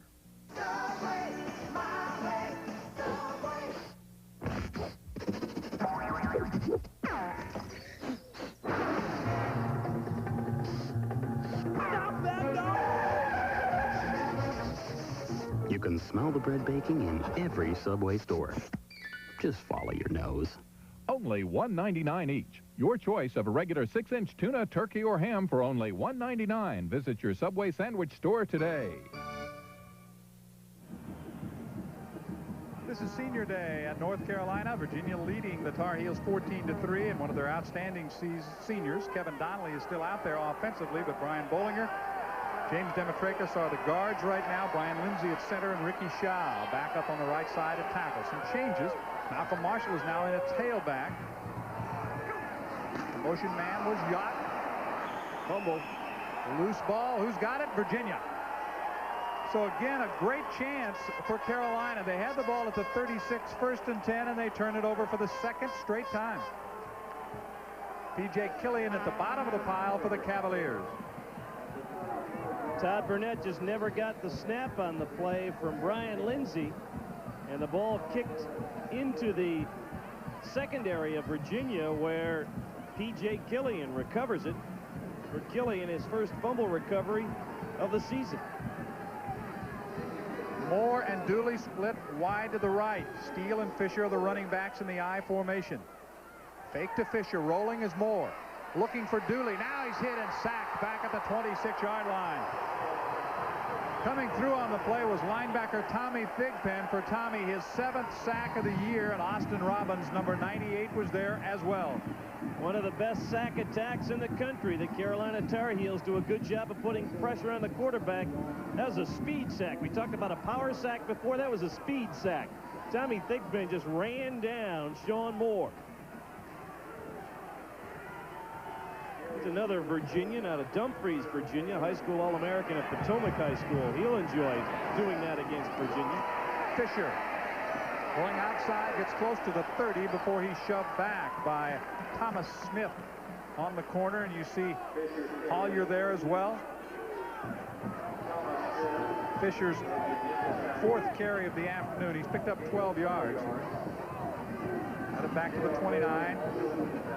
It'll be 3rd and 15 now for Virginia. That sack on 1st down, such a big play. Carolina trying to keep the ball, Jack, in this side of the field if they can. They've had some chances, turned it over twice in a row. It's 14-3. Virginia leads. 6:30 left in the first half. Moore fires. It's knocked away. Flag comes down. No doubt. Coming over the back was Rondell Jones, number 31. Rondell tried to time it and got there just a shade early. And the thing that really hurts here, John, it was 3rd and 15. This is a 15-yard penalty. It's going to put him right near the 1st down marker. And where the interference occurred was 10 yards shy of the first down. There was no doubt about it. This is a big break for Virginia because the Cavaliers were on their way to their third straight 3-and-out possession. Virginia scored the first 2 times it had the ball in the opening quarter. Not so in the second quarter as Moore and the referee, Robert Wood, discussed the options.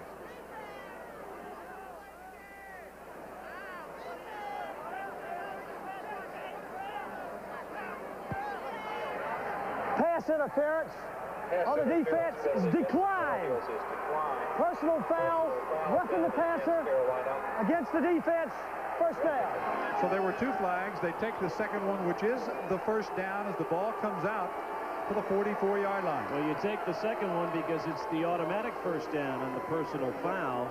And where the interference, or with these 15-yard walk-off on the interference, might have left them a little bit shy of the first down, John.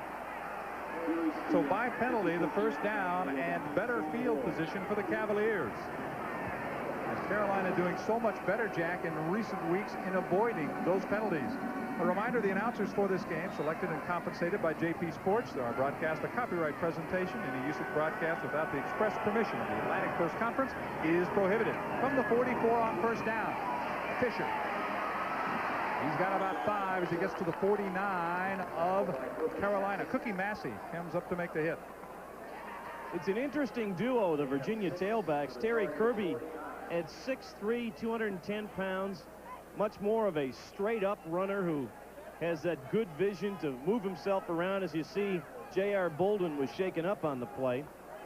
Nicky Fisher actually weighs more than Terry Kirby at 220 pounds, but he's 5'11", and he runs much more out of a crouch, and he's going to bang you down below. Look at the numbers so far on the day for these 2 guys, and you can see that it's not necessarily overwhelming, but both Fisher and Kirby have produced big numbers all year. Kirby with over 800 yards on the season, and Fisher with nearly 700 yards on the year coming into the ball game. And they're, as I said, different styles of runners, so you can gear yourself up for one and they bring the other one in, and it throws you out of whack. And you can see that Fisher has put his shoulder into some of those blue uniforms of the Tar Heels as the nose guard. J.R. Bolden is being helped off the field. The other thing, of course, in a situation like that where you've got 2, Jack, you've always got fresh legs on the field. Well, Mac Brown talked about that yesterday, the injuries that he has right now at tailback. Eric Blunt can't go as much in the tailback spot, and they also have a good-looking freshman, Michael Watkins, who is not playing at all today. So you force Natrone Means to work a little harder, to work a little more, and his effectiveness goes down potentially as the game goes on. At midfield, it's 2nd down and 4. Alex Samakis takes over at the nose guard for Carolina. Fisher spinning close to a first down as he's near the 46. They're going to spot it just short of a first down. Austin Robbins, number 98 at the bottom of the pile. There's Austin, a redshirt freshman from Washington, D.C. And I mentioned that this is senior day, but Jack, those ceremonies were pretty short. There aren't many seniors on the team. There are very few indeed, and even fewer that actively participate on this Carolina football club. So they will be strong for the next couple of years as these youngsters have gained the experience the past couple of seasons. 2 tight ends. That's Derek Dooley in motion. Here's Fisher. First down. Fisher down to the 42 for the first. Tommy Thigpen comes up to make the tackle. You can see a little bit here with George Welch. They got the first down because of the personal foul penalty against Carolina. He says, all right, we need to grind it, little guys. Let's start punishing this Carolina defense, make them pay for the amount of time they've been out on the field. Nicky Fisher carried it all 3 times there and picked up the first down. He takes a spot on the sidelines, and Terry Kirby comes back in. At the 42, it's 1st and 10. Kirby moves out to the right. Moore looks his way, avoids pressure. Sets, fires long. He's looking for Kirby at the 5. Got it, touchdown. Kirby into the end zone for the score, and chasing him all the way was the linebacker Eric Gash. A 42-yard strike, 3rd touchdown for the Cavaliers. 3rd touchdown through the air for Terry Kirby, the longest ball he has caught in his Virginia career. This young man is going to be an outstanding player. He's a good one already. He is going to be outstanding before his Cavalier days are through. Good adjustment on this ball. You don't ask very often a running back to make a catch like that, and Kirby comes up big. Here is the extra point. It is up and through. Virginia adds to its lead. We still have 4:46 to play in the first half. It is now the Cavaliers 21 and Carolina 3.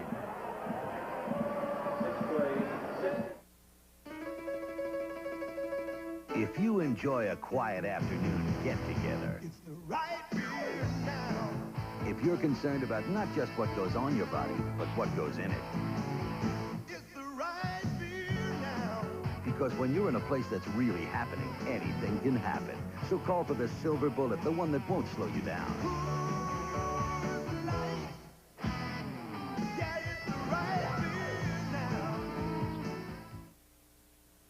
Until recently, my job was a nice job.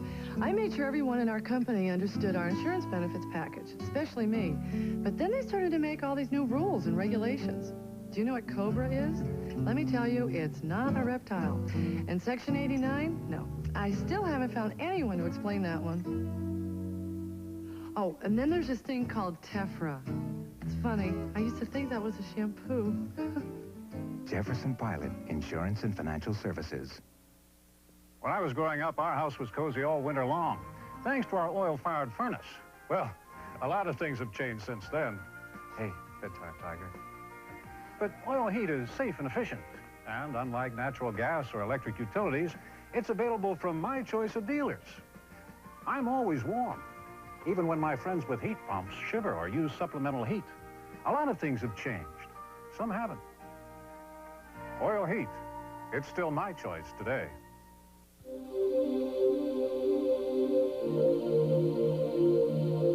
Ouch! A crash can mean big cash at the local body shop. $3,200. I'm Channel 2's BB Emmerman. What are your chances of getting a really first-rate repair at a local body shop? $275 to flush out my old radiator. And what about insurance restrictions? Very frustrating. I'll show you how not to get taken for a ride. Monday at 6 on Channel 2 Action News. Two-thirds of the way through the second quarter. It's 21-3, Virginia over Carolina. Let's get an injury update from Mike Hogwood. Mike? Well, guys, I don't know if you can see it, but J.R. Bolden is being wheeled away on a cart, and that is certainly not good news. He has an air cast on his left ankle. It is either badly sprained or broken. They're going to x-ray it, but J.R. will not be back today. And I also might add that one reason Natrone Means wasn't in that last series is he was here on the sideline, had his shoe off, and they were doing some work on his ankle. Barely. He's up and okay, though. We should see Means maybe the next series for the Carolina Tar Heels, but Bolden definitely out for the rest of the day. Well, one more chance for Blunt as he fields it at the 8, 15-20. And he rides across the 25 near the 28-yard line, and North Carolina will have it again. Back-to-back turnovers have really hurt them. Well, you can see they have had good field position all day, and every one of their possessions, John, whether it was the result of an eventual punt or the fumbles, the drives have ended. All 5 of their drives have ended in Virginia territory, and they have just 3 points to show for it. From the 27, play action fake to Means, who stays to block, and the pass is intended for Deems May, the tight end, but spinning around near the 45, he could not hang on. It'll be second down and 10. It's the first time we've seen Carolina attempt a pass of more than 15 yards in length. And again, Todd Burnett threw that with some happy feet. He didn't set himself and didn't have real good mechanics on his throw. The rain has returned, and although it's not real heavy, it is falling steadily. Brooks and Holiday split to the left. Burnett is 6 of 11 for 69 yards. Means incomplete as he took a pop on the far side of the field from Tyrone Lewis. Lewis almost coming up to strip the ball away and make the interception.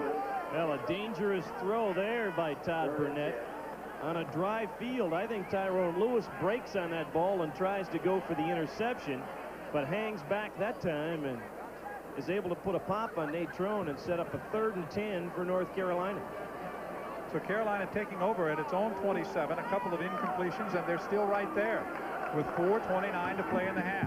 This time Holiday and Yak are split to the right. The backs, Means and Fulkerson, are split. Passing formation. Dumps it off, intended for Means, and again, he felt pressure, Jack, and he really wasn't set. No chance to complete it. 3 and out for Carolina. Watch Todd Burnett. Watch how the assumed pressure here. Chris Slade trying to put some pressure on up the middle, and you can see right there, he just threw that like a dart and threw that with his feet squared instead of turning his hips and throwing it with good mechanics. McAllister with a punt. Holmes on to return it. He'll take it at his 31, starts left. Now cuts it back. Straight ahead outside the 40 near the 42-yard line. Good field position for the Cavaliers. A 42-yard punt. A return of 11, and Rick Steinbacher made the tackle. The rain has returned, and at halftime, down in that drizzle, we'll have Mike Hogwood with our student athlete, one for the books, scores and highlights, and a lot of football coming up next week. North Carolina and Duke. That one will start at 12 noon. Please check your local listings. Maryland and Virginia, same time. And the annual South Carolina-Clemson game from Death Valley begins at 1 o'clock here on JP Sports. From the 42, it's 1st and 10. Kirby is in there at the tailback. He's got the ball. Kind of skips his way to the 46. A gain of 4 on the play. And Kirby now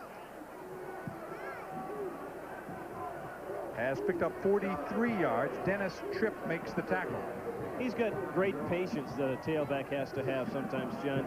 You just have to keep yourself there and wait for the hole to develop. Penn State with the early lead on Maryland, and Pittsburgh with a 6-0 advantage over Temple. Temple, a great turnaround season and a very disappointing season for the Panthers of Pitt. It's 2nd down, a long 5. Option pass, more options to keep it. It goes down at midfield. Tackled by Bernard Timmons. A little bit of hesitation that time by Sean. He went up, looked, and decided to keep it. Well, that's just smart football that time. He completed the option pass earlier in the game to Herman Moore. This time the play was covered. And rather than trying to force the ball or force the pitch, because you saw Dwight Hollier there looking to try and pick the pitch off, Sean tucked the ball under, picks up a couple of more yards, and you have 3rd and short rather than a turnover.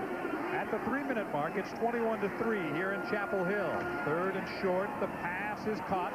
Kirby tackled off his feet at the 46 by Cookie Massey, but he's got enough for a 1st down. Cookie Massey with a great open field tackle. Watch the sophomore from Rock Hill, South Carolina, knock Terry Kirby off his pins. Terry trying to do that little give him the leg and take it away and have the tackler slide by him, but Cookie with a good open field pop made the stop. He was a cookie cutter that time, wasn't he? Oh, I like that. At the 47, it's 1st and 10 in the rain in Chapel Hill. The forecast, Jack, was this rain was going to go away. It did. Now it's back. Tomlin is the motion man. Play action. They drop it short. Down at the 40-yard line is the fullback Dave Sweeney. A gain of 7 on the play. It'll be 2nd and about 3. Again, it's Cookie Massey to make the tackle. Virginia has 2 timeouts remaining as the clock moves down near the 2-minute mark at 2:05 and counting. And one more score up on the board would almost put it out of reach with Carolina's ineffectiveness on offense. Virginia has scored 3 of the 5 times it's had the ball. This is 2nd and 3. They're at the 40 of Carolina. Kirby looking for a spot, comes back left, he's got it. Inside the 35, down near the 32-yard line. An 8-yard pickup. Rondell Jones, number 31, made the tackle. Well, Rich Murray, the fine sports information director for Virginia, has gone through the process of the Heisman Trophy watch and everything else with Sean Moore this year. He'll probably do that next year and the year after with this guy, because Terry Kirby is going to rank as one of the top in the country by the time he graduates from Virginia. Are you saying they're going to have to put another $12,000 in the budget someplace for the next Heisman push? I like him. I think he's going to be a big-time player. From the 32, 1st and 10. Moore. Pass is caught. right at the 35-yard line by the tight end of Mark Cook. So Cook picks up yardage on the play, gain of about 7. Cliff Baskerville there to make the hit on him. Cook, one of the graduate students on that Virginia team, one of 7 that play significant time for Virginia. And speaking of time, Virginia uses its second timeout with 1:14 to go here in the first half. They are certainly in the range of Jake McInerney now inside the Carolina 30-yard line at the 25, but Sean Moore and George Welsh want to put 7 more points on the board. At 28-3 in this weather, it's going to be tough for North Carolina's offense. Let's go down below to Mike Hogwood. Mike? Well, guys, we mentioned at the top of the telecast that this field was covered all night long and most of this morning. However, it has rained steadily since they took the tarp off the field, and there are spots on the field, according to one of the Virginia coaches, that are really starting to get slippery out there, and the field is obviously going to deteriorate as the game goes on if the rain progresses this heavily. All right, thank you very much. In fact, Mike might have to put his hood up before we're through. No, he covered that great hat of his. The number is on Sean Moore, another most efficient first half. One of the things you've got to like about Sean is the productivity he has had this year, the number of touchdowns he has been responsible for per play. You know, when you've got a guy producing touchdowns every 8 to 10 plays for his offense, that's just outstanding. And I don't have a Heisman vote, and certainly I'm a little bit prejudiced, but to me, he deserves the Heisman Trophy Award this year, not just because of his football ability, but because of the student and the type of person that Sean Moore is. Second down and 3. Sean and the Cavaliers have handled all of the pressure pretty well. The pass is knocked away. It was deflected by Dennis Tripp. They were going to float it out to Herman Moore and let him run a bit on the far side of the field, but as he gingerly comes back, it was knocked down by Tripp. They had a wide receiver screen set up that time. They ran a little bootleg action and then wanted to run the wide receiver screen away from the boot action, and Dennis Tripp did the big play right there as he jumped in, because I tell you what, Herman Moore had space and 2 blockers in front of him.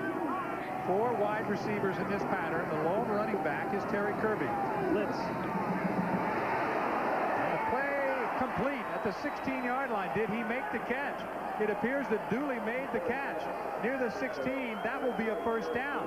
I thought it was intended for the player in front, Jack, who was knocked flat on the play. Mark Cook Herman Moore gets knocked down on the play, and Derek Dooley, what a great catch. Going away from the ball, stretched out, he made the play. First and 10 at the 16. Let's see if they go in zone. They do not. They throw it short, and Kirby is knocked down around the 13-yard line by Tommy Thigpen, but you know they were thinking more in the end zone. Well, the clock continuing to roll down to 40 seconds. Mack Brown hoping his defense can hang on here. Virginia with 1 timeout left. Second down. Fumble. Loose on the field, and Carolina appears to have it. The Heels take over. They hold inside the 15-yard line. It looks like Austin Robbins on the bottom of the pile was the guy who came up with the ball. Sean Moore pulled away from Trevor Rouse, his center, and the ball never came with him. So much like the fumble by Todd Burnett in Virginia territory earlier in the half, now Virginia turns around and gives it back to Carolina and keeps Mack Brown's team in the ballgame, barely. First turnover by Virginia, 30 seconds remaining first half. Carolina has also fumbled twice. Here's Blunt. He's got a lot of room. Outside the 25-yard line, near the 27. Keith McMeans makes the tackle, a 15-yard pickup for Eric Blunt. They've got 3 timeouts left, and with the time remaining, they should use one. But they have not. They're in the huddle, and the clock starts up again. I don't understand that. You have to use those timeouts. Only 20 seconds, less than 20 seconds now. 15 seconds remaining in the half. They lost 11 seconds by not using a timeout there. And Burnett's pass to the fullback Fulkerson is incomplete. And you see 8 seconds remaining in the half. You have 3 timeouts left. You save one of them to try and get your field goal kicker out on the field. But they lost 2 plays, the time for 2 plays, by not calling a timeout there. And Burnett has now missed his last 5 passes. 8 seconds remaining as Yock and Reese come near side. The backs are Blunt and Fulkerson. It's a passing formation, and they go on the delay to Blunt. Tries to weave his way out to the 30-yard line. That will do it for the first half of play. Matt McKeska made the tackle. Virginia turned it over once in the first half. They score 3 touchdowns and lead by a 21-3 count. Some unhappiness here at Kenan Stadium with the way the half ended, because Carolina didn't really try to do much, even though they had the timeouts remaining. It is 21-3 at halftime. Virginia scoring 3 of the 6 times that they had the football. Carolina was able to work the ball into Virginia territory several times in the first half, turned it over twice in a row, and it was costly. With the leading coach at halftime, we go down to the field. Here's Mike Hogwood. Mike? Well, George, despite the rain, you're putting some offense, some points on the board, and the defense has kept them off. Well, our defense playing pretty well. We were in real good field position for a while, and then we fouled up that the ball was wet in our hurry-up offense. That was one of the reasons for the fumble. I'd like to have got a field goal out of that one, but, you know, I don't know. But the second half determines the football games anyway. Doesn't matter what we are right now. With the rain coming down like it is and the field getting a little wet, you're going to change things at all in the second half? No, I think we have to throw the ball to win, to score, so we're going to keep doing it. All right. George Welsh, head coach of the Virginia Cavaliers. They lead here at halftime by a score of 21-3. Around the league and all our halftime activities coming your way in just a moment from Kenan Stadium in Chapel Hill. We'll be right back. JP Sports' exclusive coverage of ACC football is brought to you by Days Inn. Days offers great rooms, great value at over 1,000 great locations. By Right Guard Sports Stick from Gillette. Anything less would be uncivilized. By BP Oil, makers of high-octane, high-performance gasolines. And by your local Carolina Chevrolet Geo dealers. In the Carolinas, the place to be is in a Chevrolet or Geo.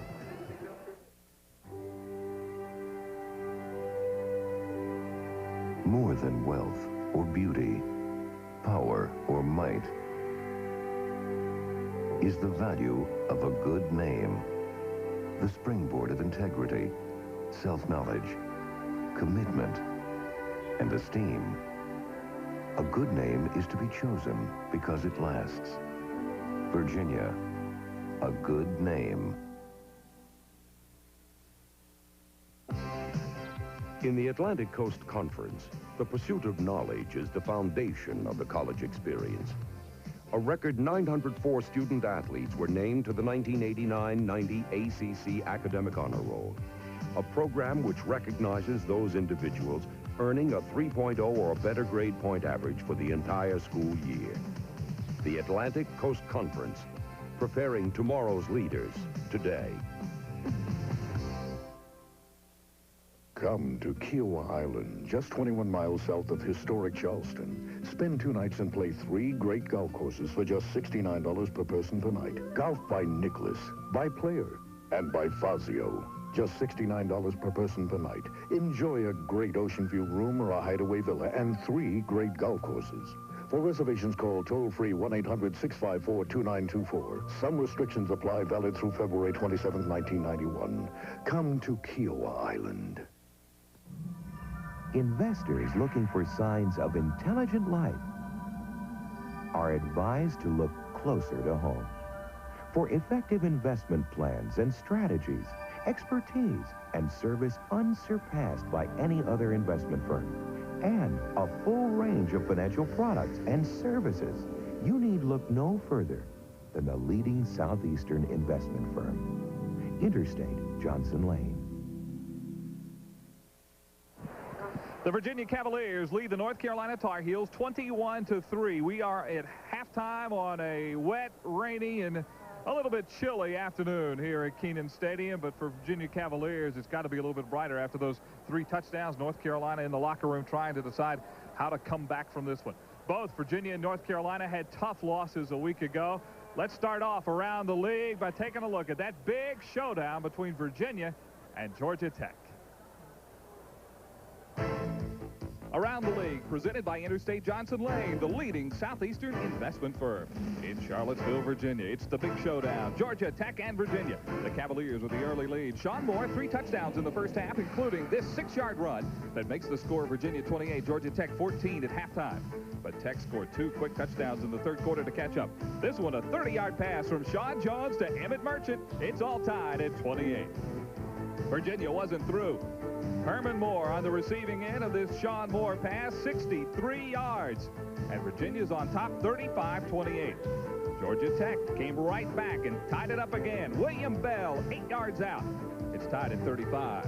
With 7 seconds left and the score tied at 38, Scott Sisson from 37 yards out wins the game for Georgia Tech, 41-38.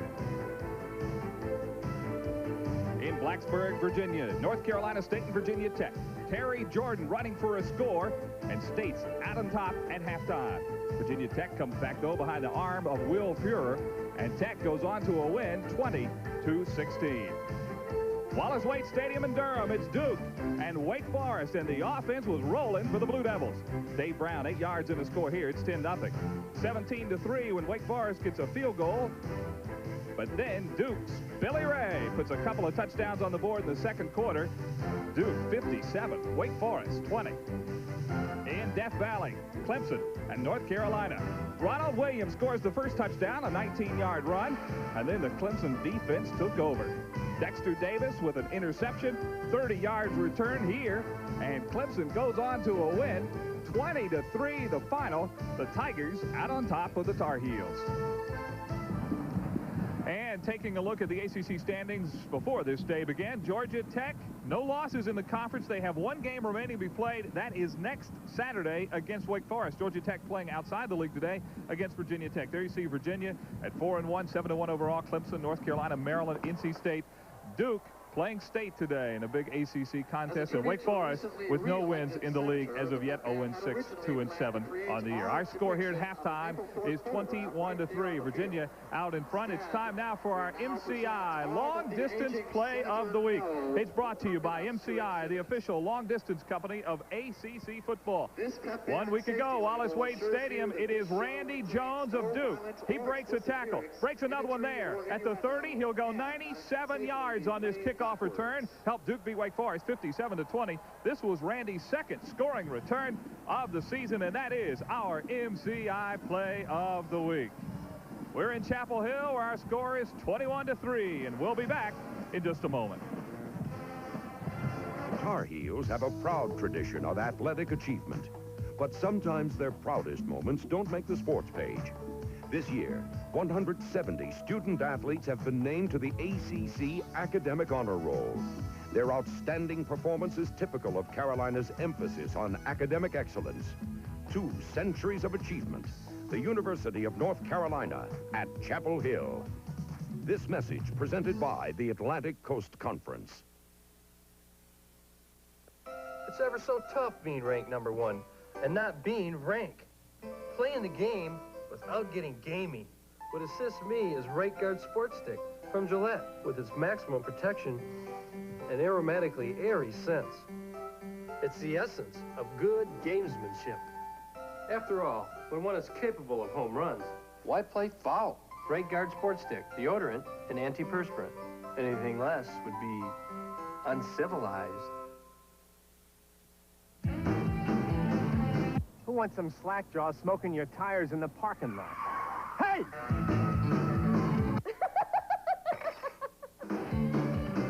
Come on, you wimp. Come on. Listen, honey, if I can't pronounce it, I don't eat it. At Dave's, we've got what you need, including great rooms, great value, at over 1,000 great locations. And that's the honest truth. Who's got the marketing plan? I do. Sales forecast. Right here. Presentation board? Murphy's got it. Where's Murphy? This is the final boarding call for Delta Flight 6. Maddie Klein knows careers are riding on Delta flights. Mr. Murphy? Yes. Better go. Nobody told me how to cast. Nobody knew. Passengers should now be on board. Maybe that's why more business people fly Delta than ever before. Mr. Murphy, you have a nice trip. Thanks. Already had one. Delta, we love to fly and it shows. Well, some good news here. The rain is just about to stop here at Kenan Stadium. It's time now for One for the Books, a special segment each week at halftime. We take a look back. Today, we take a look back to 1986, a great season for the Wolfpack of NC State. Delta, the airline of ACC country, is proud to bring you another ACC football One for the Books. Delta, we love to fly, and it shows. Well over 58,000 fans attended Coach Dick Sheridan's debut at North Carolina State in September of 1986. This was the year the Wolfpack became known as the Cardiac Kids because of their many come-from-behind victories, like this one, where they trailed East Carolina 10-0 early. After tying Pitt, the Pack took on Wake Forest, and Sheridan's first ACC game was one he'll never forget. Nasrallah Worthen did some nifty running in the first half, but the Demon Deacons led 24-7 at intermission. In the second half, North Carolina State scored 5 touchdowns on 6 possessions. The last one, this game-winning pass from Eric Kramer to Danny Peebles with 37 seconds left in the game. What had to please Sheridan the most was his team's ability to quickly adjust to his coaching philosophies. Once again, the Pack found themselves trailing at halftime. This time it was Maryland up 10-7, but 5 Maryland turnovers aided the State comeback. Naz Worthen set a school record with 187 yards on 9 receptions, and Eric Kramer led 3 touchdown drives in the last 13 minutes to give North Carolina State its first victory in Byrd Stadium since 1969. State bragging rights were up for grabs when the Wolfpack traveled to North Carolina. This was a seesaw battle, even in the last minute, when Eric Kramer found Naz Worthen, giving State the apparent 35-28 victory. But 53 seconds later, North Carolina's Mark May hit Quint Smith in the end zone for 6. Still down by 1, the Tar Heels chose to go for the 2-point conversion and apparently had it. But Dave Truitt's knee touched the ground and State gets away with another victory.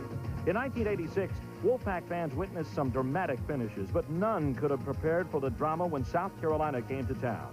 NC State was ahead 17-16 with quarterback Todd Ellis scored. The 2-point conversion failed, but the Gamecocks led 22-17. Later, with 30 seconds remaining, the State defense forced a bad punt. Next came one of the most bizarre finishes in college football. It was 4th down, 3 seconds left, and Kramer was sacked. While South Carolina was celebrating, the officials were calling offsides on the Gamecocks. So with no time left, State got one more try. Kramer hurled the ball into the end zone, and Danny Peebles fought off 3 defenders to make a game-winning catch. All athletes dream of having a moment like this one that Eric Kramer and Danny Peebles had. I had to be carried off the field because I was so winded from running around and jumping. The emotion is unbelievable. You know, you dream about doing something like that all the time. And for it to come true, I'm thankful for it. This has been another ACC Football One for the Books, brought to you by Delta Airlines. We love to fly, and it shows. Indeed, that was a great season for NC State. The Wolfpack playing Duke today. Virginia leads North Carolina here in Chapel Hill, 21-3. Back after this word from your local ACC station. What is your husband's best body part? He has a great butt. Where do you prefer to have sex? The washing machine on the spin cycle. It vibrates. How well do you know your mate? Find out on the next Oprah Show. Monday at 4, followed by Channel 2's Action News at 5. What do you get when you cross a loaded Ford Ranger with cash back from Ford? Savings over $3,000. Where does a Ford Explorer go with factory savings up to $1,300? Anywhere at once. How do you top the top-selling truck in the world for the past 14 years? Take over $2,800 off the top. See your Metro Atlanta Ford dealer now. Quality people, quality products. Just how much can you save during Ford Truck Month?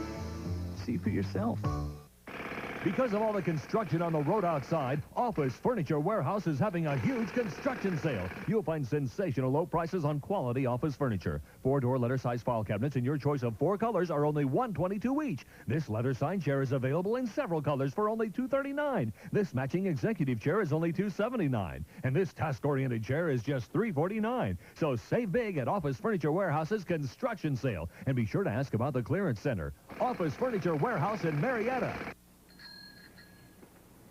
Excuse me, sir. When you want fast pain relief, which headache powder do you prefer? A, B, or C? BC. But you can only take one headache powder. I did, and BC's the one I always take. Oh, now, see, you can take B, or you can take C. You can't take both. BC, the headache powder with more pain reliever than goodies for fast pain relief. Oh, you mean BC. You're not from this zip code, are you? Fly Eastern. Go for the coach fare and get first class. It's kind of a nice reward, I think, for flying. It's the first time that anybody's taken care of the business traveler. No gimmick. No gimmick.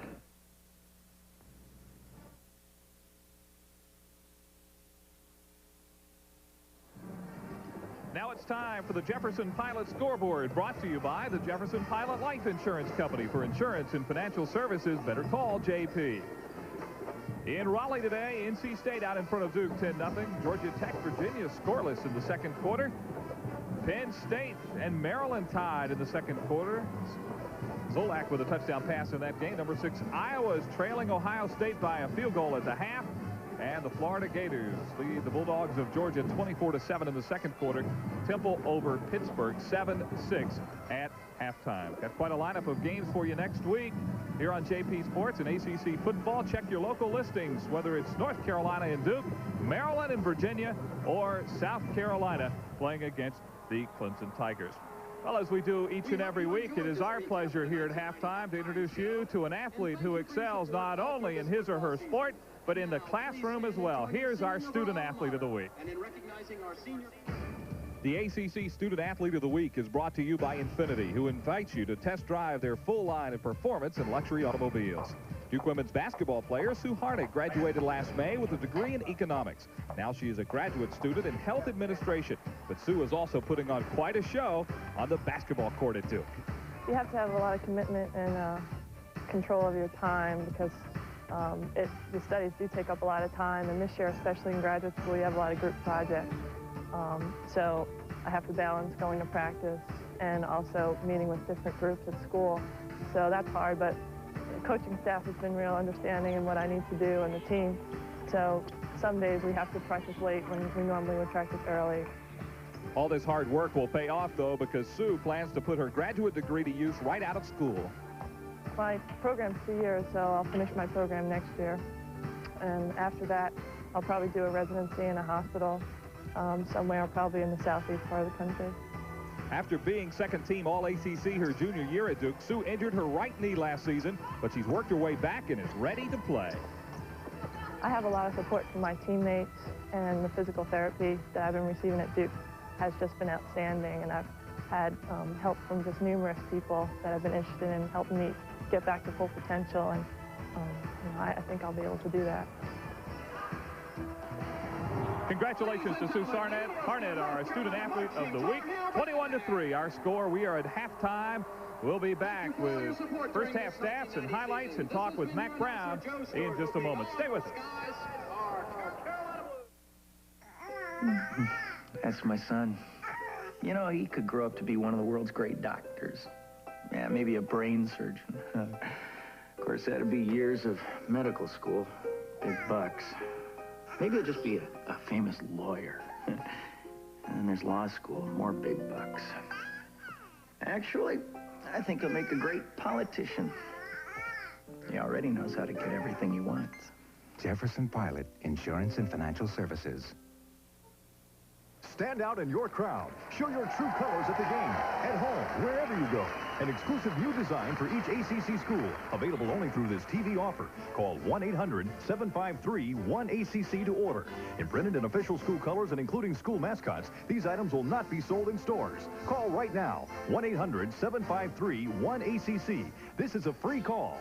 Licensed and approved by the ACC, this exclusive line is available in a full range of sizes. So if you root for the Tar Heels, or you're a dyed-in-the-wool Cavaliers fan, there's a design just right for you. 9-ounce fleece sweatshirts are only $22. 100% cotton t-shirts and twill caps just $15. Order today by calling 1-800-753-1ACC or send check or money order to Hendrick JP Sportswear, P.O. Box 560866, Charlotte, NC 28256. Use your Visa or MasterCard to call right now. 1-800-753-1222. Allow 4 to 6 weeks for delivery.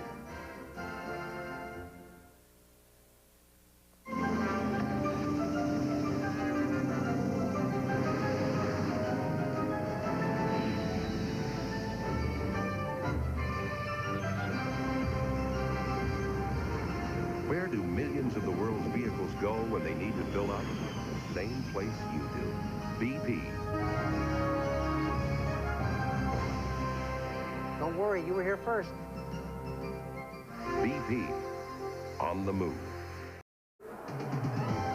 ACC football on JP Sports is brought to you by Infiniti, who invites you to test drive their full line of performance and luxury automobiles. by your local oil heat dealer. Compare cost, comfort, and safety. You'll choose Oil Heat.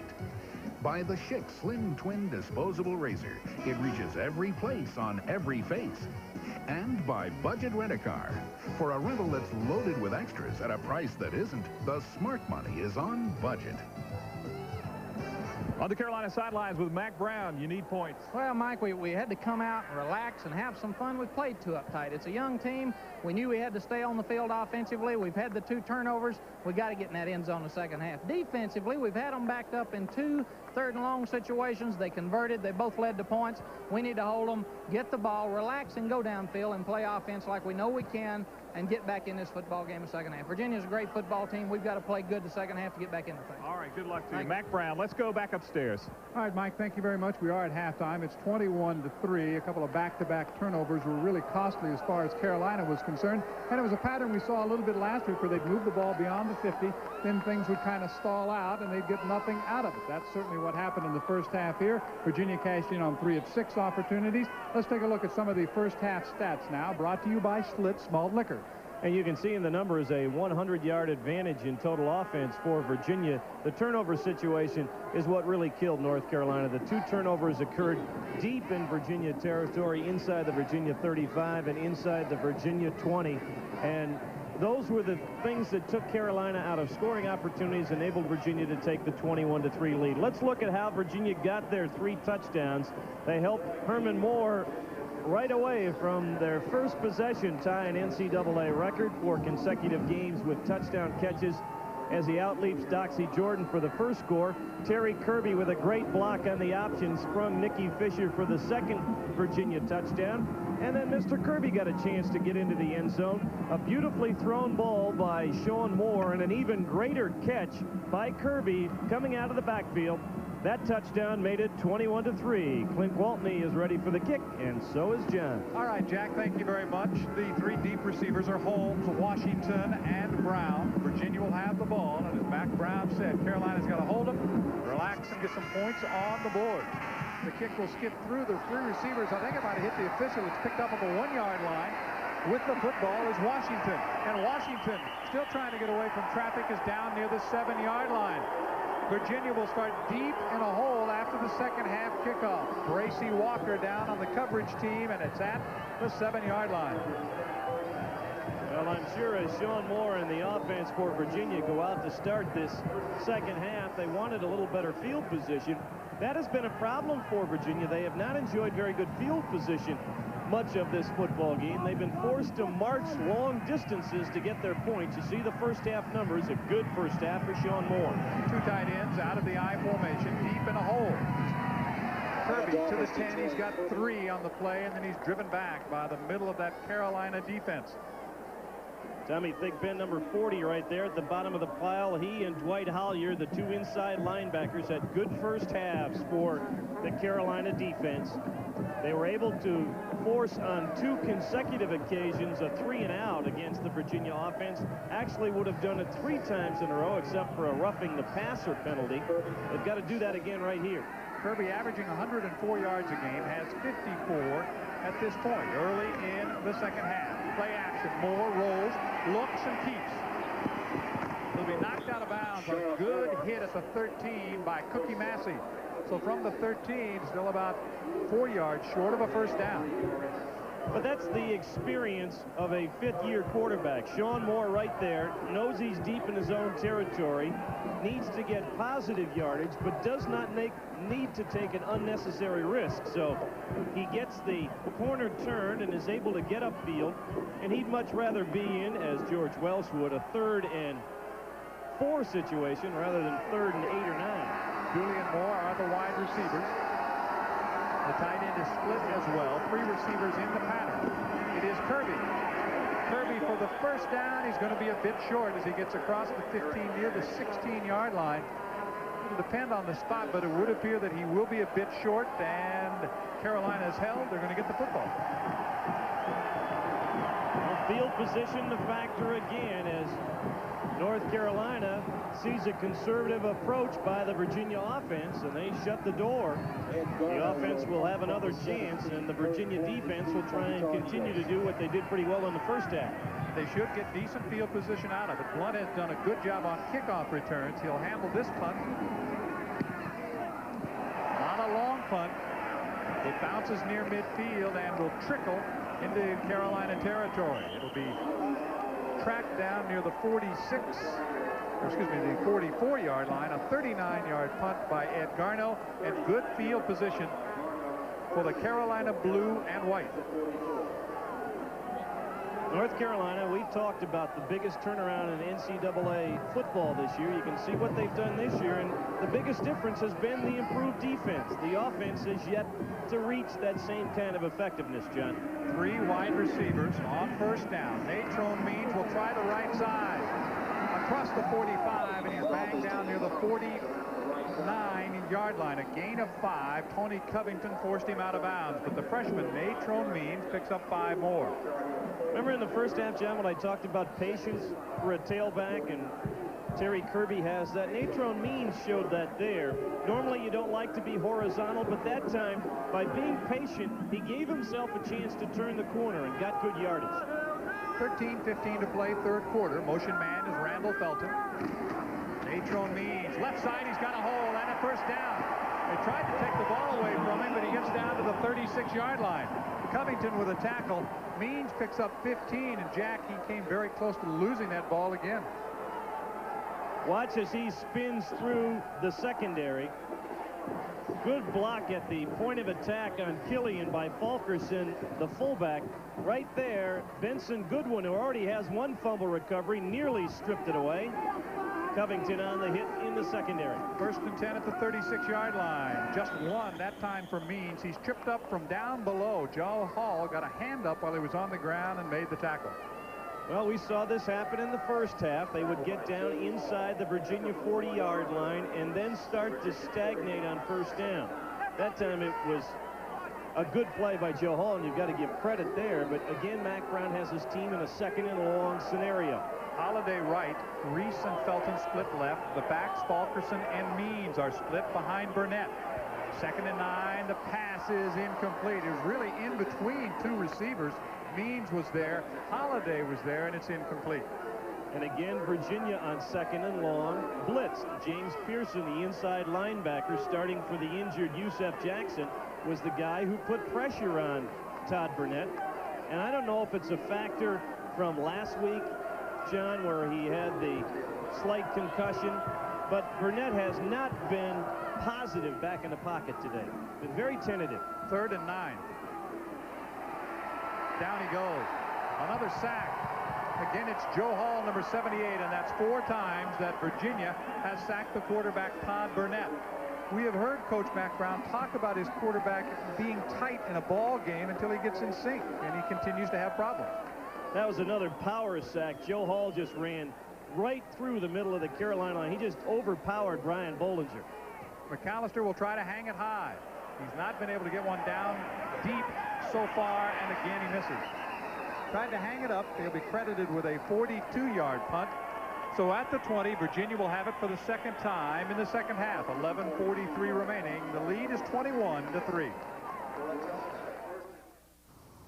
What do you call a car that has learned to use the wind? A car designed to settle in when you race into it head on and stabilize when it buffets you from the side. You could call it the most beautiful union yet of design, technology, and driver. But it is probably better known as the Infiniti Q45.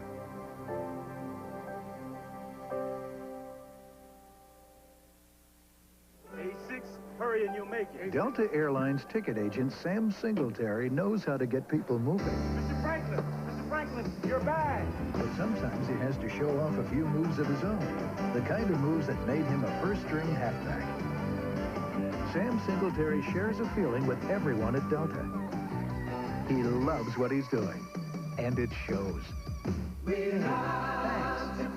He's the kid.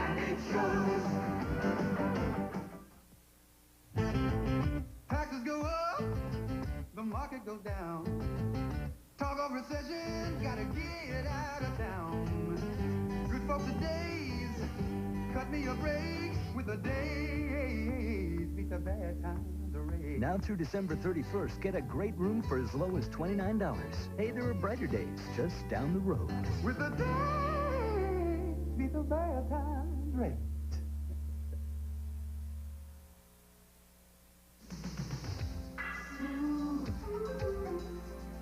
Operator.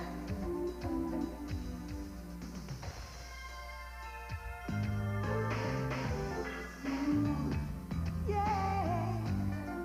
Operator.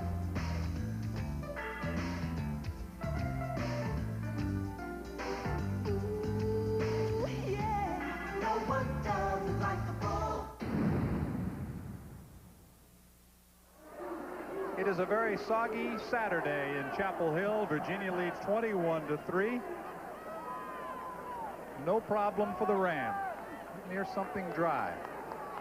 Get a little snack. Of course, you got to eat at the ball game. Absolutely. So those hedges work real fine. First down and 10 at the 20.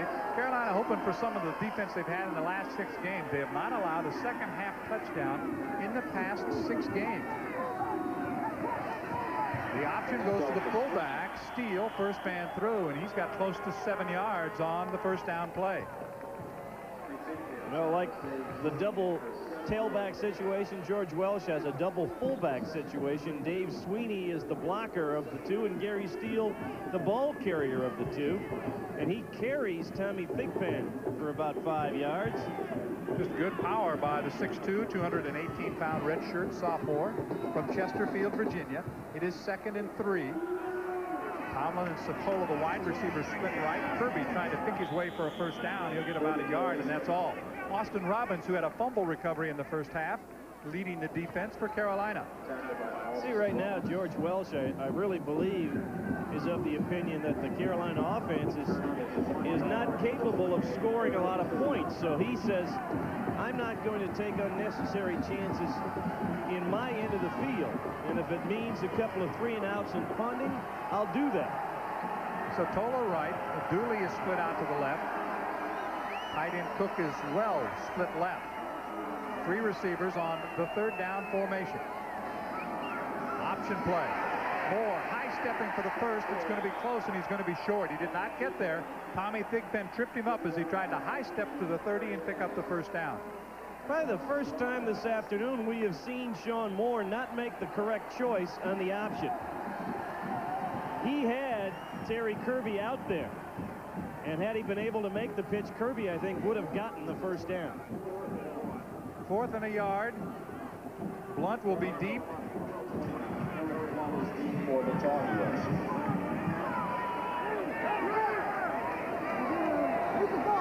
Garneau to kick. A better kick this time. Blunt will field it at the 25. Comes straight ahead 30, 35, and outside the 35. He goes down at the 37-yard line. Tackled by Chris Slade on the kickoff team. Carolina will have it again, a 45-yard kick, giving 11 on the return. A lot of football coming up next week. Be sure to check your local listings here on JP Sports at noon and at noon. It'll be North Carolina Duke, Maryland and Virginia. The 1 o'clock game is South Carolina against Clemson in Death Valley. Couple of 3-and-outs for Virginia on their first 2 possessions. Incomplete. Intended for Reese. First time we have seen them throw towards Julius Reese as we are midway through the 3rd quarter here at Kenan Stadium. Virginia led 21-3 at halftime. That's the score at this point. Reese was open, but I tell you what, Tyrone Lewis nearly had the interception. Todd Burnett ineffective throwing the football this afternoon. Brooks left and Holiday right. The backs, Fulkerson and Means, are split. Burnett throws and turning too quickly, taking his eyes off the football was Natrone Means. They still have not once tried to throw the ball way up the field.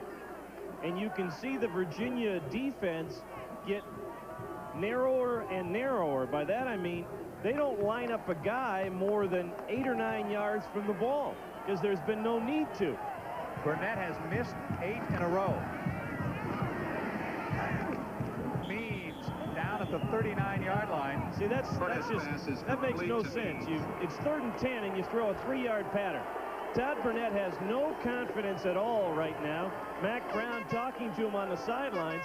You've got to know your situation. You've got to get the ball up the field. The little 3-yard patterns on 3rd and long are not going to do it. Holmes dropping deep to receive the kick of McAllister. Tumbling end over end, he comes forward and fields it at the 20. Starts right, gets a block, 30, 35, 40. McAllister to beat at the 50. A flag is down as they spin him down at the 47-yard line, but I think this one will be brought back. A 41-yard kick. The return is 33, but it's going to wind up back in Virginia territory. Going to wind up back inside the Virginia 30. We're going to have a block from behind. Robert Wood will tell us officially. The clip call taking place at around the 38-yard line, 39-yard line of Virginia, so that will move it back inside the 25. So instead of great field position, just so-so for Virginia. On the run back, first down. Virginia has started at the 7. They've started at the 20, and they'll be inside the 25. Watch the lower left portion of your screen. And I think you will see, no, we just miss it. I think it was Benson Goodwin, number 27, who got a guy from behind. It wasn't a malicious block. It wasn't even that hard of a block, but it was clearly between the numbers on the back of a Carolina tackler or would-be tackler, and the penalty negates a beautiful return. 3-receiver pattern. The tight end Mundy in motion. Play action. Moore looks, fires, and the catch is made by the tight end near the 30. Eric Gash putting the hit on Aaron Mundy, the freshman from Hampton, Virginia. Gain of 6. It'll be 2nd down and 4. Clock continues to move with 8:25 to play in the 3rd quarter. 21-3, the Cavaliers lead.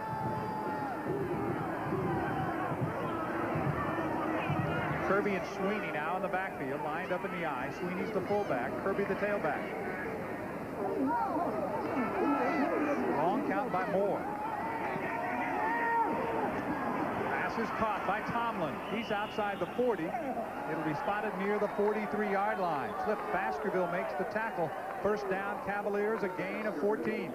Terry was nearly in motion on the play, but the long snap count enabled him to reset himself. He was in motion because he was excited because they called his number in the huddle.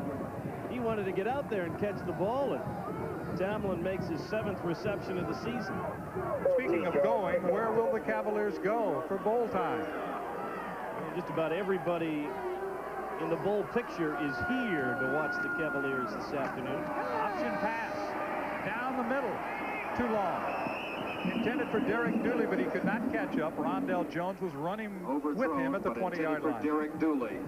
Here's some of the possibilities within the conference. Georgia Tech, if they are the conference champions, the Citrus Bowl would come calling. The Sugar Bowl is a possibility. The Fiesta Bowl, and of course the controversy going on over that is a Virginia possibility. Clemson looks headed to the Hall of Fame Bowl. North Carolina and NC State, with wins in the last 2 weeks, have a chance to play in a bowl game. NC State leading Duke this afternoon. Of course, Carolina will play Duke next weekend. Mack Brown told us yesterday, if we win today, we've got the bowl, but we can still get a bowl by beating Duke next week. They drop it short over the middle of Kirby. Look out. 40, 35, pushed out of bounds at the 30-yard line by Rondell Jones. Beautifully developing play. Kirby delayed, broke over the middle, takes the ball, and picks up 27 yards. Terry a little slow in getting up on a wet part of the field, and he is hobbling as he goes across the field. He just hid and then slid underneath the coverage. And right there, Rondell Jones takes him out of bounds, and it looked like he might have twisted, and now he is down on all fours. Like he might have twisted that left leg somewhere when he was going out of bounds. Kirby's 4th catch. He's caught 4 for 75 yards. He's carried the ball 15 times for another 58 yards. It has been a busy day for the sophomore. They'll work on bad. 133 yards. Now maybe it's just a cramp, but it looks like, watch his left leg as he plants here when Rondell Jones makes the hit. right there. Kind of might have had that knee overextended a little bit. And the medical staff of Virginia will take a look. Fisher and Steele now, the running backs.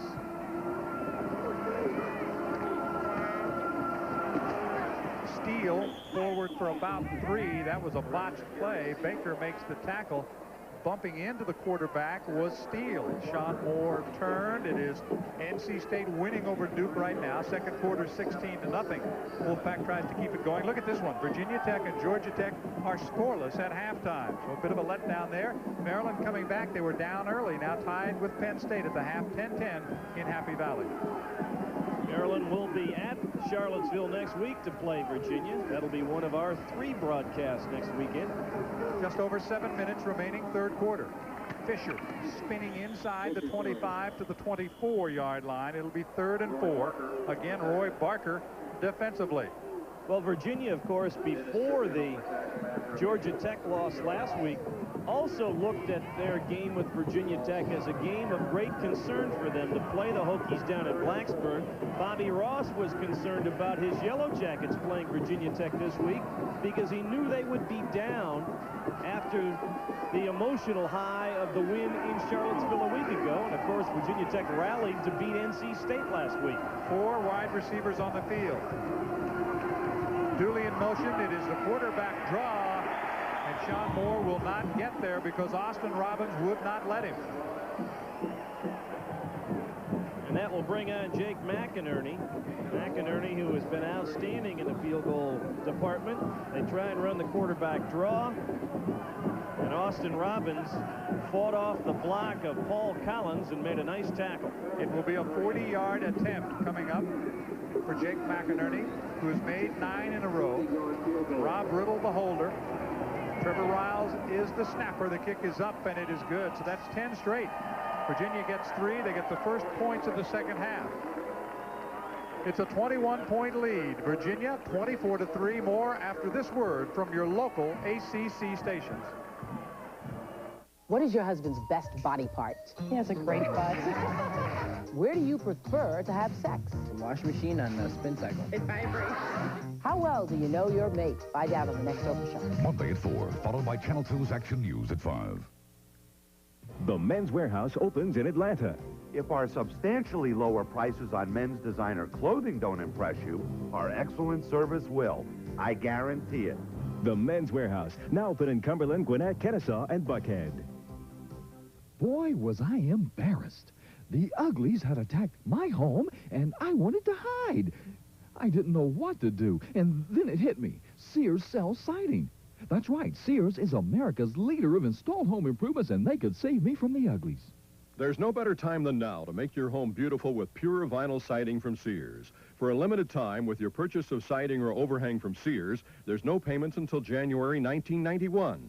First, to cut down drafts, your home is wrapped with special insulating board. Then pure vinyl siding and trim is installed. The finish goes all the way through, making it chip and fade resistant so that it never needs painting. If it becomes soiled, it cleans up with a rinse from the garden hose. A variety of designer colors makes selection easy. If the look of your home makes you want to hide, call Sears for a free no-obligation estimate and an explanation of the delayed payment plan. Remember, no payments until January 1991. Sears, where you get your money's worth and a whole lot more. It's my first kickoff in a long time. My problem was alcohol. I couldn't make it through a day's work, much less a practice. In desperation, I turned to Gateway in Carrollton.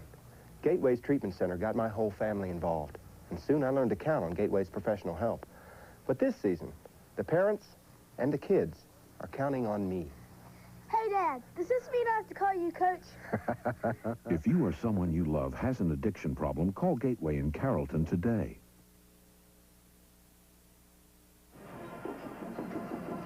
It is now a 3-touchdown lead following the 40-yard field goal. Carolina hosting Virginia, a very important game coming up next week at Duke for Carolina. Their bowl hopes could be on the line if they do not come back this afternoon. Still 2 games remaining after today for Virginia. Next week at home against Maryland, and then that very important game on the 24th, the Saturday after Thanksgiving, as they play at Virginia Tech. Virginia on that scoring drive. This time they go 8 plays and settle for the 40-yard field goal by McInerney. Do you see how quickly that ball gets away from the holder with McInerney? I love the power he has to his kicks. That ball gets away in a hurry. Not much of a chance for the block. This will be Michael Husted who does the kicking on the kickoff. And Blunt is deep, along with Brooks and Means. It'll be Blunt at the 10-yard line. To the 20. 25, there's room at the 30, and he's banged down as he gets to the 30-yard line. Let's go down to Mike Hogwood and update injury-wise. Mike? On that last series, we saw Terry Kirby get injured in his knee. He's up and running on the sidelines, and I just heard the trainer say to one of the offensive coaches, Terry can go if you need him. So if they need him, Terry Kirby will be back in there. Of course, George Welsh has the luxury of Nicky Fisher or even David Brown if he decides to not risk any further problems for Terry Kirby. Todd Burnett is 7 of 18, 71 yards. Yak is in motion. Means out of the backfield. Hit at the 32 and dropped after a gain of just a couple. And Jack, they still have not gone upfield. Well, they want to spread out the Virginia secondary, and that's fine. But see, he's zeroed in on Means right from the get-go. And he has a guy open 10 yards further upfield running a curl route. But right now, whether it's just the situation of this game, getting hit last week against Clemson, he is just not looking upfield. Fourth catch for Means, but only 21 yards total. Burnett now steps up. He's got nowhere to go. He ducks down at the line of scrimmage, and down he goes. Joe Hall again for Virginia. Watch on this isolation on the quarterback of Todd Burnett. He never really gets comfortable. See how the feet never set, and he's already looking. You know, when you've got it in rhythm, you just feel the rush coming, so you don't worry about looking for them. When you're uncomfortable, you get back there and you start looking to see where the rush is coming from, and you're not looking to where your receivers are. For Mack Brown, he's got nowhere else to go because Chucky Burnett, the backup quarterback, can't throw the ball. 3rd and 7 at the 33. It was not a sack. He picked up a yard. The ball is knocked down at the line of scrimmage by Ron Carey. Number 90 got his hands up and knocked it down. Again, watch the feet move. And watch his elbow. Watch his right elbow. Look where it is when he lets this ball go. See how low the ball is? When you want to get back there to throw and put some oomph on it, you've got to have that ball up around your shoulder. He's dropping the ball low and not making good mechanical moves. Good kick by McAllister. Holmes back pedals. Now he's at the 15. No place to go.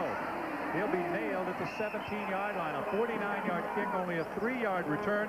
Doxy Jordan down to make the hit. And Virginia again will be in poor field position. You can't fault this Carolina defense. They've played well, but the Carolina offense has gone nearly 7 quarters without a score. We'll be right back.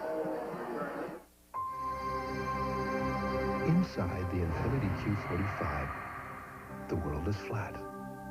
Outside, the world's first full active suspension system senses, thinks, and reacts to every twist, turn, up and down. So inside, the world is flat. And you experience utter calm control in perhaps the most advanced luxury car the road has ever known.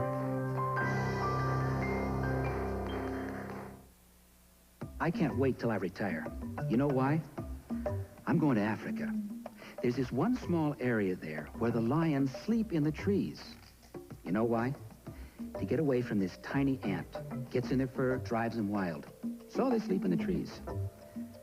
When I retire, I really want to see that. Then they've got these gazelles. Leap 30 feet at a time. You know why? Lions get hungry. Jefferson Pilot, Insurance and Financial Services. My main Yugoslavian and very sensitive Laker brother, Vlade Divac, looks a whole lot better now because he just shaved off his beard in the new Schick Slim Twin Plus with aloe. How'd it go, Vlade? No problema. Was the blade narrowing up? Never problema. How do you like the new aloe comfort strip? I'm no longer irritating. Try the new Slim Twin Plus with aloe. It reaches every place on every sensitive face. So now American girls like my face? Problema, Vlade. Big problema. From Schick.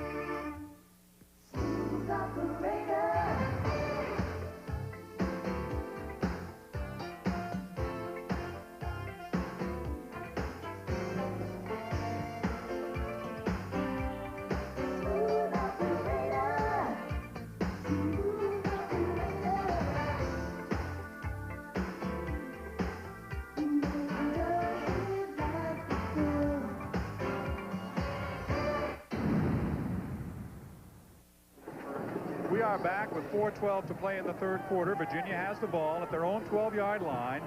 Sean Moore at quarterback is 14 of 19, 212 yards, and a couple of touchdowns. Dooley in motion. Fisher at tailback for the injured Kirby, and he goes down after a gain of 1. Nice tackle that time by Thomas Smith, the sophomore from Gates, North Carolina. Wahoo is. Virginia again, that poor field position that has been the norm all afternoon. They've been able to produce the 24 points.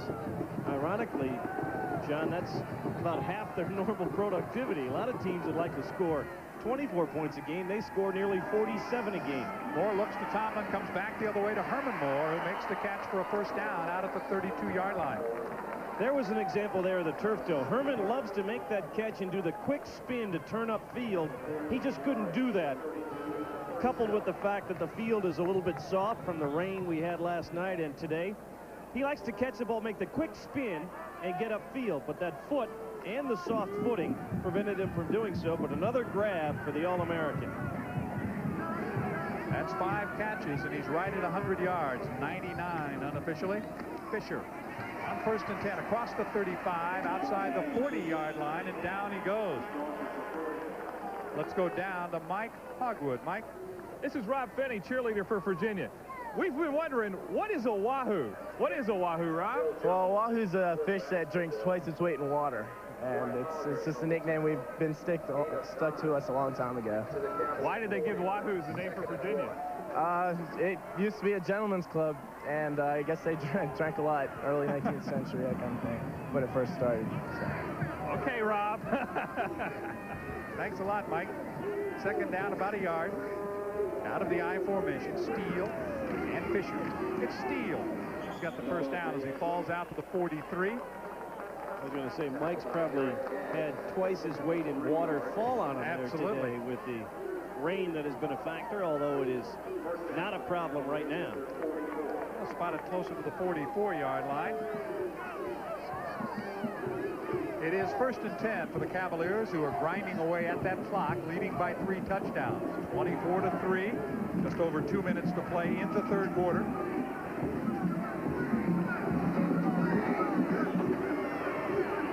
Riddick Parker is now on that defensive line for Carolina, a freshman. Actually from Virginia, although he lives in Murfreesboro, which is just across the state line, and Reggie Clark makes the tackle. Short pickup on the play, not much there at all. And as I mentioned, when Mike gave the report on Terry Kirby earlier, they'll use Nicky Fisher here just because it was probably his time anyway, and if Virginia can put another 3 or 7 points on the board, they won't have to worry about bringing Terry Kirby back. They can use Fisher or David Brown in the rest of the 16.5 minutes we've got in this football game. Second down, about 6.5. Motion man is Tomlin. Moore split left. Fisher took a little skip step as he picks up maybe a yard, and that is all. Tommy Thigpen and Eric Gash, the linebackers, in on the stop. This good Carolina defense that has allowed about 15.5 points a ball game will come back pretty much intact. They'll lose Alex Samakis and Dennis Tripp, but the rest of this starting unit will be back next year. And guess who else is back? Kirby is on the field. Mix-up now as they reset Herman Moore to the right side. 4 wide receivers. That is Derek Dooley in motion. Moore looks short. He's got Kirby. First down inside the 45 to the 42-yard line. Dwight Collier made the tackle, but you could almost see that one coming. It's almost, Jack, like we've seen him use the 4 wide receiver formation to disguise other things. The quarterback draw, and this time, really, I think he was looking hard at Kirby out of the backfield. Well, because of the presence of Herman Moore and the good speed with Terry Tomlin, you can stretch the secondary and then throw underneath. What Carolina has not done when they've had the ball, John, they've never thrown it deep to make the secondary respect the deep pass so you can throw underneath. They've tried to throw underneath all game long, and you just squeeze down the defense. Fisher with it. Thigpen makes the tackle. Fisher's got it inside the 40-yard line, close to the 37. A pickup of almost 5 on first down. Winding down the third quarter. Virginia gets 3 in the third quarter, and they lead 24-3. Back with the final 15 in a minute.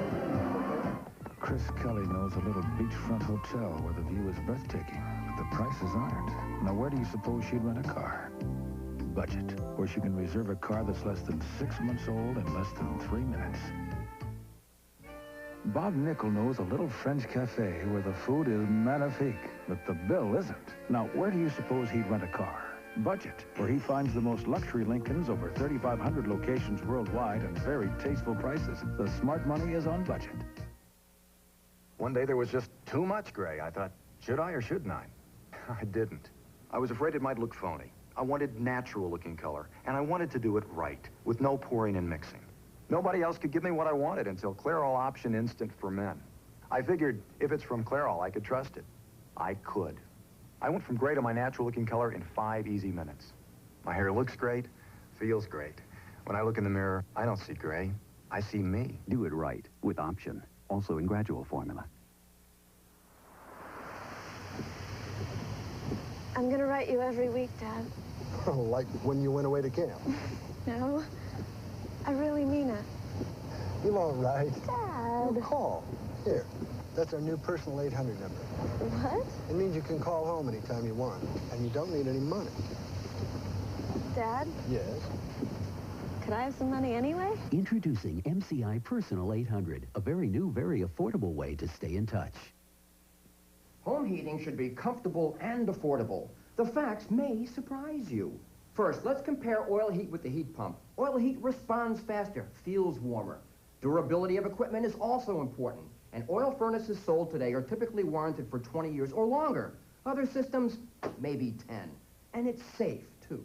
And comparing equal units of heat, oil costs less than either natural gas or electric. Compare comfort and cost. You'll choose oil heat. Welcome back to Kenan Stadium. A beautiful shot of the clearing skies here in Chapel Hill, and the folks wearing the orange and blue this afternoon. That's part of the Virginia band enjoying this one because their Cavaliers are comfortably in control and with an opportunity for more, if you'll pardon the pun, as Sean Moore rejoins the huddle and gets his offense cranked up, John. And they've got a 2nd down and 4. The ball is at the 38 of Carolina. Kirby is back in there now at tailback. Steele is the fullback. Moore and Dooley are split to the right side.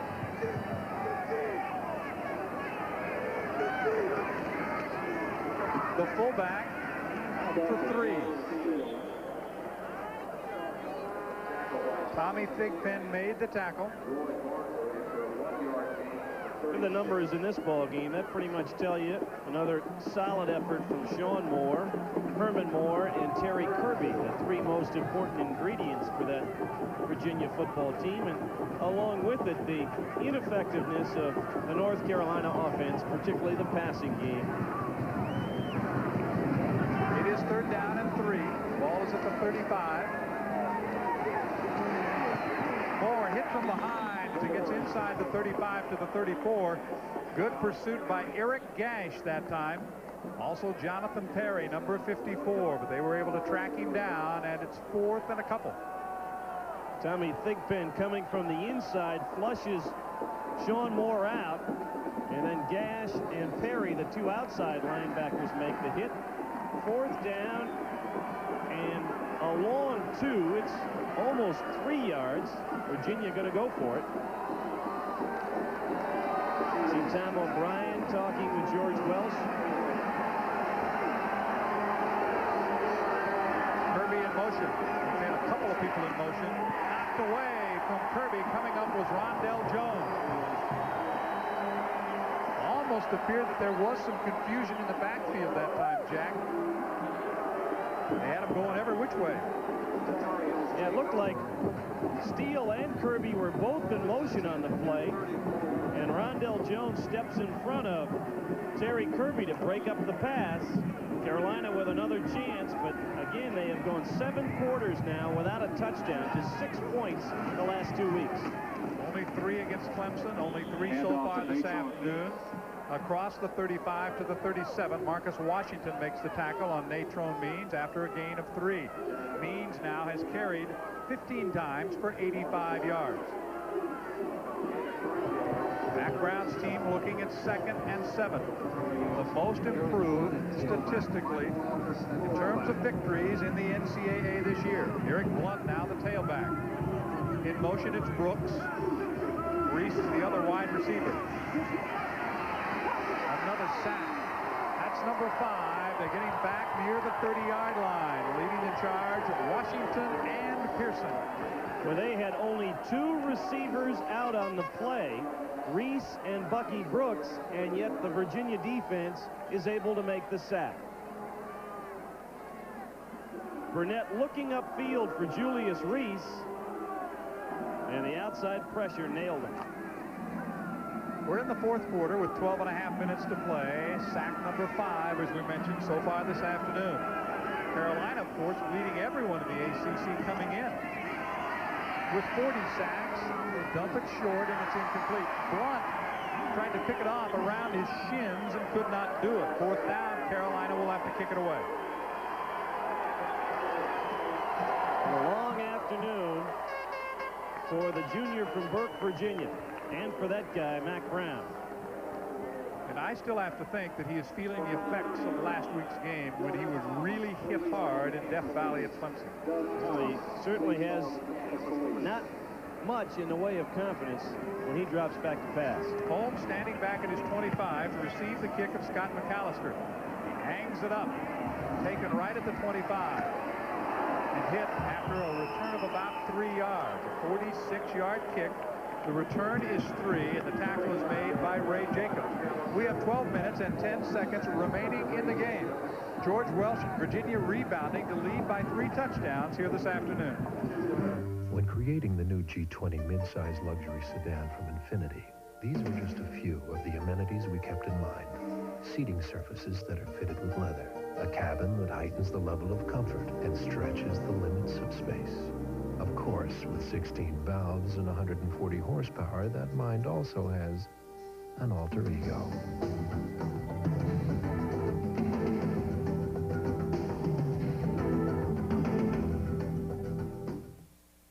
It's ever so tough being ranked #1 and not being rank. What assists me is the maximum protection and aromatically airy sense of Right Guard Sports Stick from Gillette. Anything less would be uncivilized.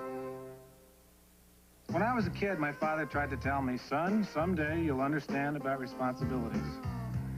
Now there's my wife, Laura, our kids, Scott and Christina, this house, of course, 2 cars, 3 cats, and the fish.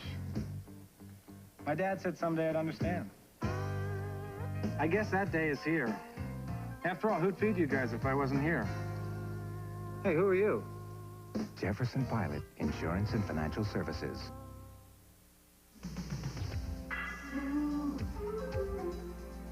Operator.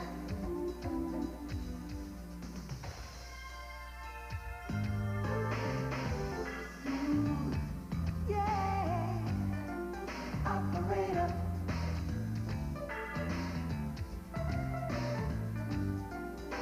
Ooh, yeah. No one doesn't like a ball.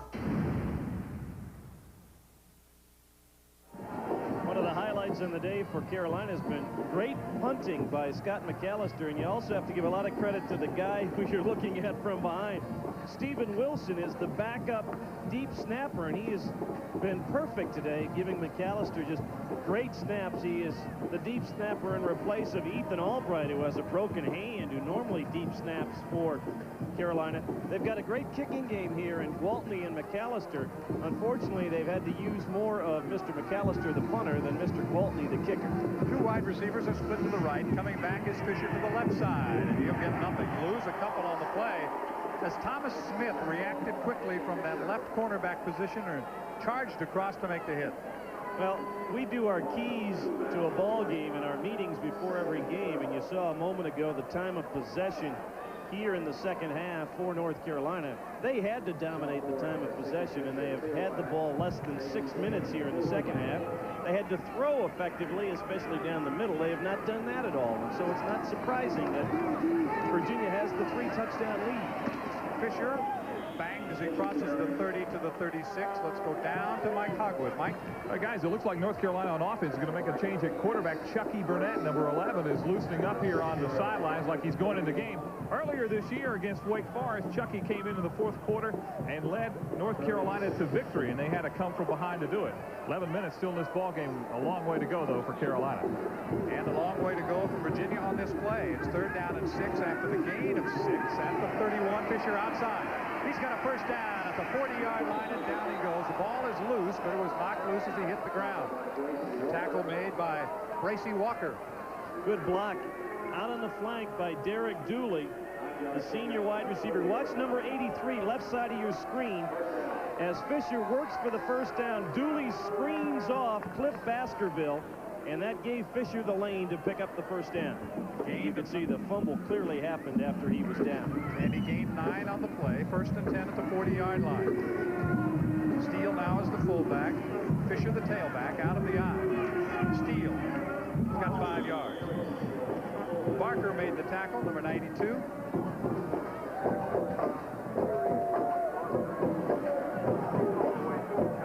Well, trying to hoop up the Carolina students, but there's not been a lot to cheer about. Rather interesting outfit. And I'll leave it at that. He's doing everything he can. I'll give him credit for that. Here comes Fisher again. He'll ride it for a couple of yards, and then they throw him back. Once again, Barker. And Alex Samakis is there to help out. I think Nicky Fisher has a little bit of leg strength. I mean, there was a whole horde of Carolina blue-clad defenders there, but they couldn't knock him off his feet. Watch this. Nicky Fisher, the junior out of Martinsville, Virginia, high school teammate of Sean Moore. Look at that. 1, 2, 3, 4, 5, 6 Carolina guys. And Nicky says, hey, you didn't knock me down, guys. 3rd and 3 from the 47. Here's Fisher again. Fighting to get to midfield and the first down marker. He is going to be a bit short.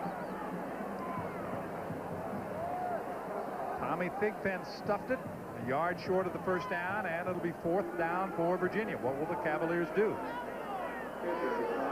Ed Garneau standing right there next to George Welsh. And he's going to tell him to kick it away. George not happy, but again, he's grinding the clock.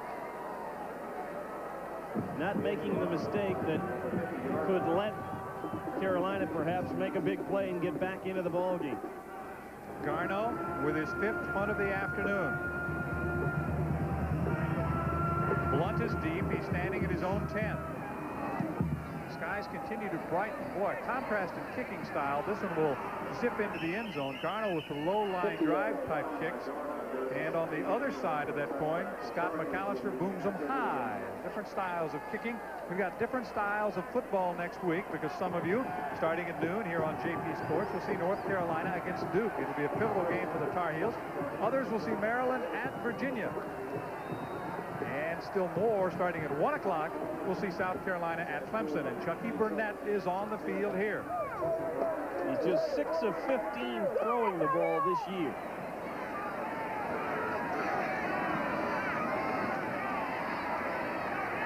Catch is made by Holiday, and he steps across the 30 to the 32 for a first down.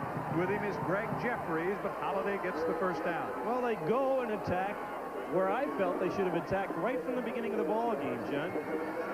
They've got an advantage in speed on the corners. With Jason Wallace at less than full speed, and they've got Greg Jeffries in the ball game now, and he was backed off on the play. There's room to throw the ball. Near the 32, it'll be first down and 10. Means loses the football. Falls on it across the 35. Or excuse me, across the 30-yard line. Matt Quigley was there.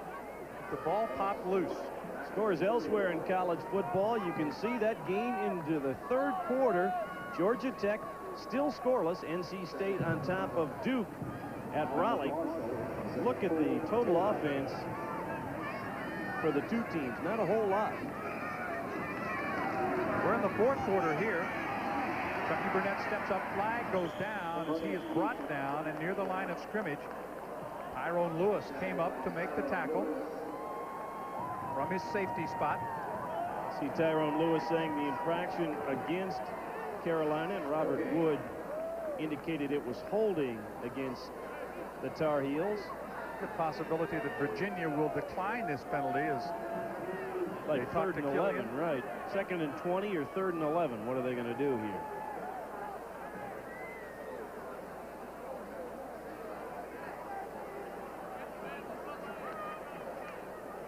Here's Robert Wood to sort it out. Holding on the offense. 2nd down. Take a look at the play again, see if we can spot the infraction. Right there, it looks like Kevin Donnelly was the guilty party as he was trying to keep Kenneth Miles off of Chucky Burnett. You're allowed to extend the hands, to extend the arms fully in blocking now, but you have to keep it inside the frame. That is inside your shoulders. Once you get outside the frame, you're in trouble. 8 minutes remaining in the game. It is 2nd and 21 from the 21. They shift back into the eye as Eric Blood is now the tailback. Chucky Burnett is the quarterback. Catch is made by Felton. Still on his feet and gets away from a couple of tacklers. Moves closer to the 27-yard line. Greg Jeffries finally puts him to the ground, and a flag goes down for some activity after the whistle. It was Donnelly and Miles again going at each other, and let's see if they are offsetting flags or if it'll go against just one team. And George Wells telling the people on the sidelines, let's settle down. Robert Wood tells us it's going to be a dead ball personal foul against Kevin Donnelly. So that means you'll mark off half the distance inside the 15-yard line and still have it 3rd down. Right, because the play was completed. So they will be 3rd and about, well, almost 30 by the time this infraction is walked off. The play gained 8, but the penalty moves it back to the 14. Dead ball, personal foul on the offense. It's 3rd down. It will be 3rd and 28. They have to get out to almost the 42-yard line. Joey York comes in with the play from a very upset Mack Brown on the sideline. He has seen his offense really struggle, as you mentioned, Jack, the last 2 ball games at Clemson and again this afternoon. It's 24-3 Virginia. 7.5 minutes to go in the game. Burnett rolls left, looking to the near sideline, and it is caught out of bounds. It is a catch, they say, at the 43-yard line by Joey York, who went up in tandem with Jason Wallace. York gets credit for the catch, and it is a beauty. Right at the 1st down marker. Chucky Burnett gets back, sets himself, and lets it fly. And Joey York with just a great catch. And good camera work, folks, and the official was right there. Watch this angle, and watch the left foot of Joey York. Yes, sir, he was in bounds. The pickup is 29 yards. It is a 1st down. Burnett looks right, throws right. Holliday's got it at midfield. Wallace on the tackle.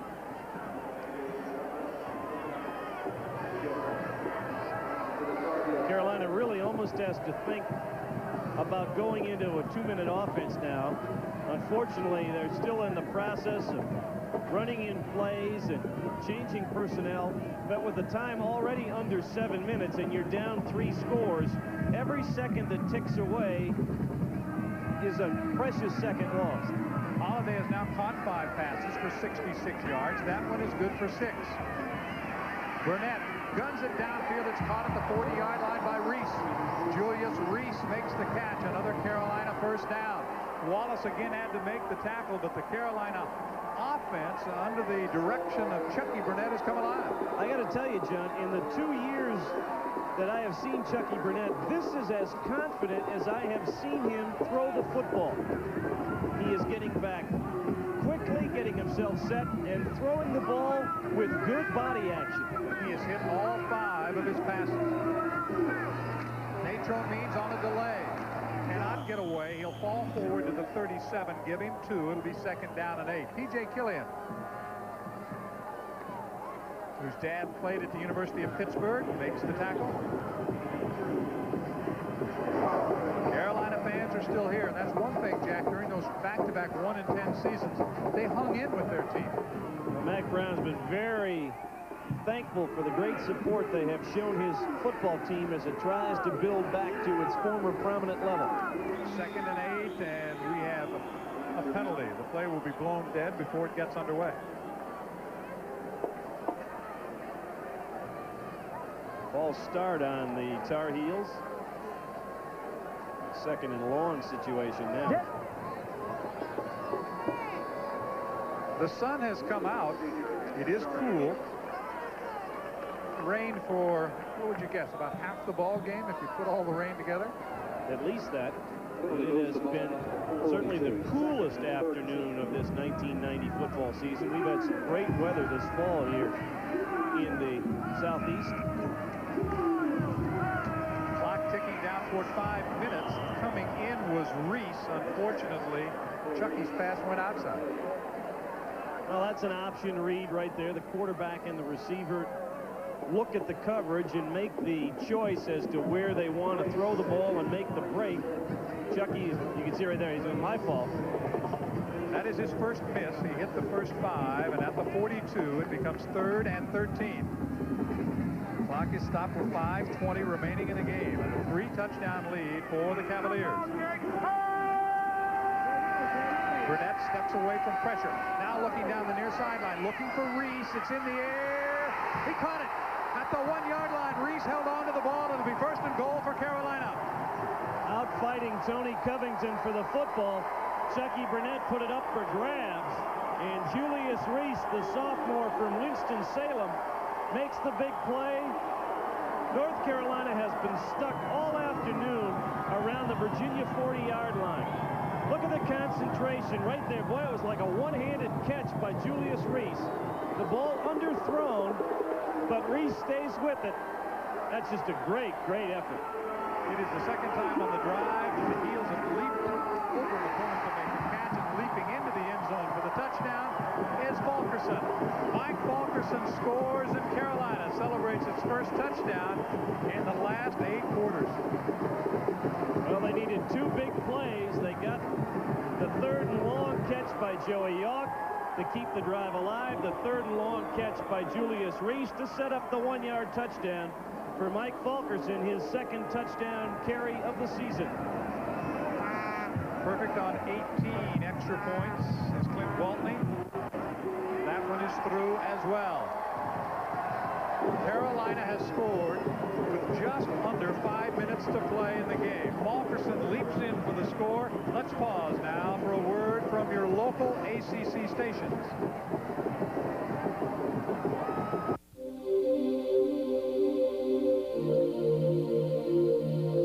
Ouch! A crash can mean big cash at the local body shop. $3,200. I'm Channel 2's BB Emmerman. What are your chances of getting a really first-rate repair at a local body shop? $275 to flush out my old radiator. And what about insurance restrictions? Very frustrating. I'll show you how not to get taken for a ride. Monday at 6 on Channel 2 Action News. Finally. Time for Wrigley Spearmint Gum. Wrigley Spearmint? What is Wrigley Spearmint? Well, it's pure chewing satisfaction. Please register. It's cool and refreshing. Chewing enjoyment goes on and on. Total. Wrigley Spearmint is pure chewing satisfaction. Everybody ought to check this out. Wrigley Spearmint, pure chewing satisfaction.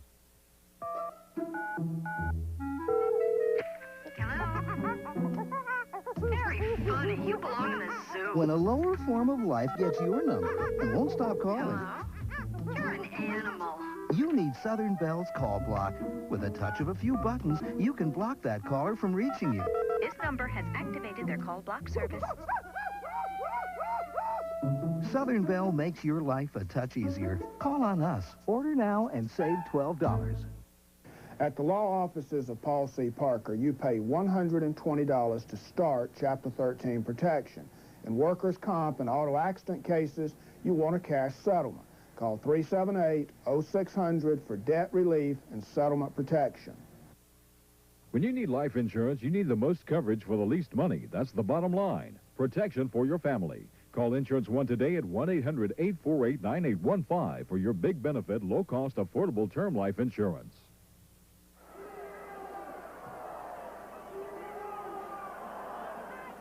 They're going to onside to his. 24-10 is the score. Virginia leading North Carolina. Just under 5 minutes remaining.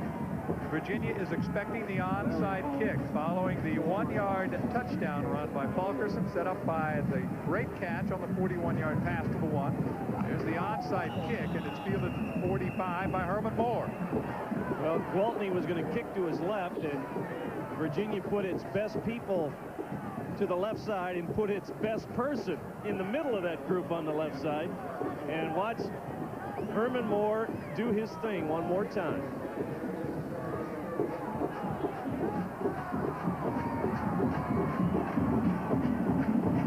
ACC football is brought to you in part this afternoon by Sovereign Bank. Ask about a Sovereign Select account. From the 45, 1st and 10 Cavaliers.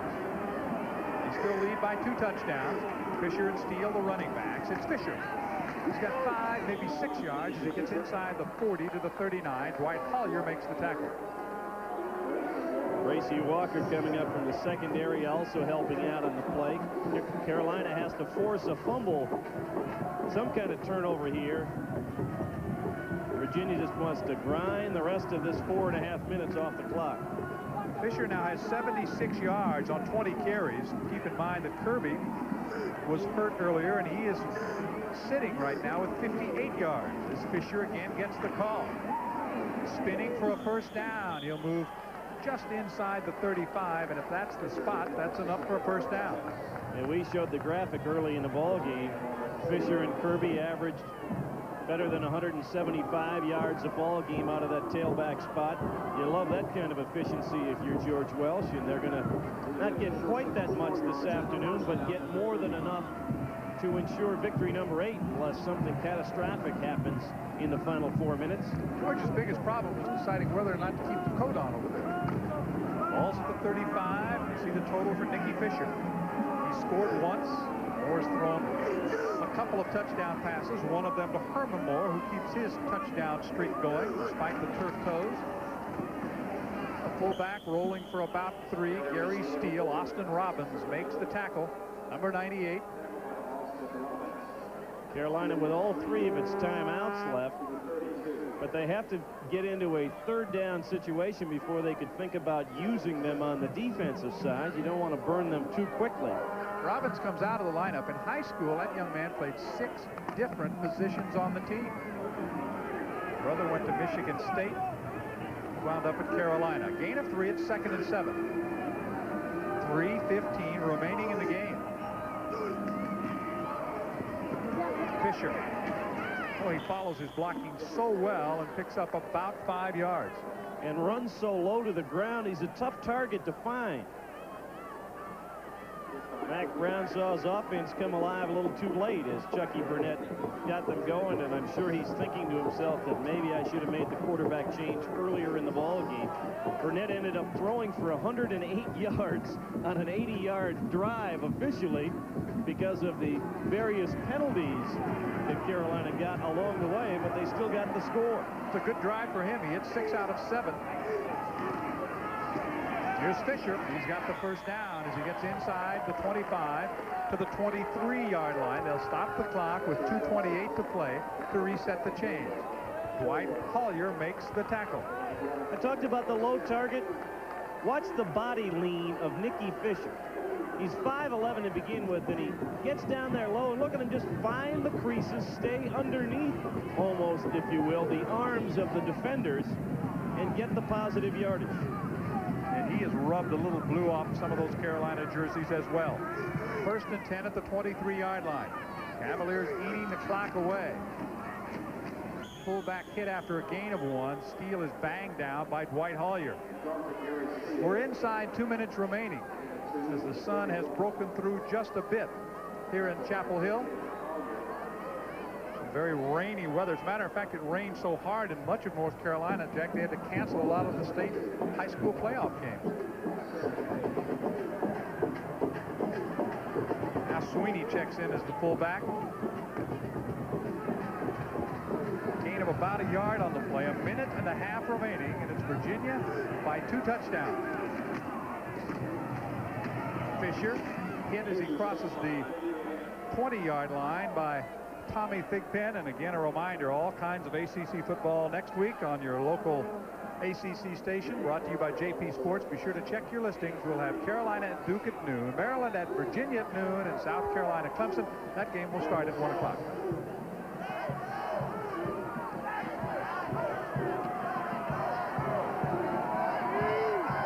At the 19-yard line, 3rd and about 6.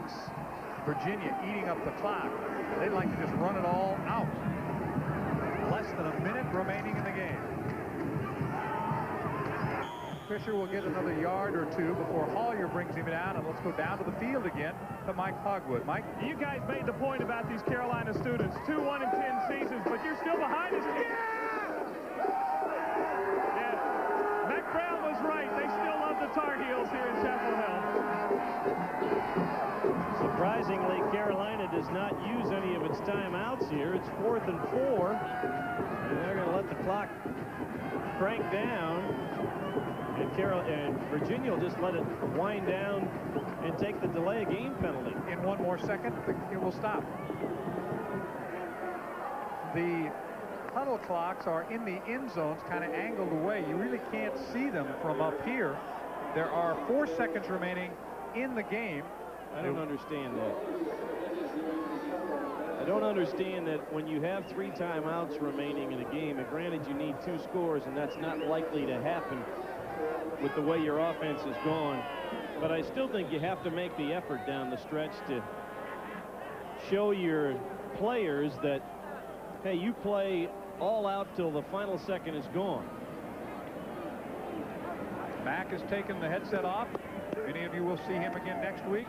An all-important game against Duke. The final kneel down, and the final second ticks off the clock. George Welsh and the Cavaliers win again. The final score this afternoon is 24-10. Virginia is 8-1. North Carolina is 5-4-1. There's the final. We'll be back right after this. Inside the Infiniti Q45, the world is flat. Outside, the world's first full active suspension system senses, thinks, and reacts to every twist, turn, up and down. So inside, the world is flat, and you experience utter calm control in perhaps the most advanced luxury car the road has ever known. Intelligent advice.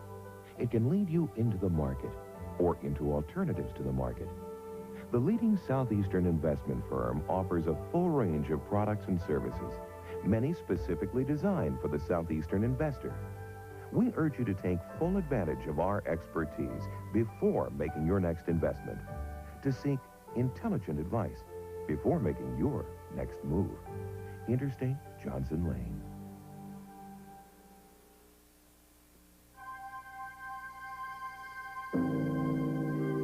From the Far East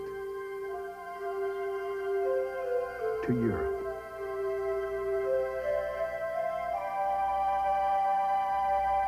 Across the Caribbean and throughout North America, only one airline covers so much of the world with so much warmth.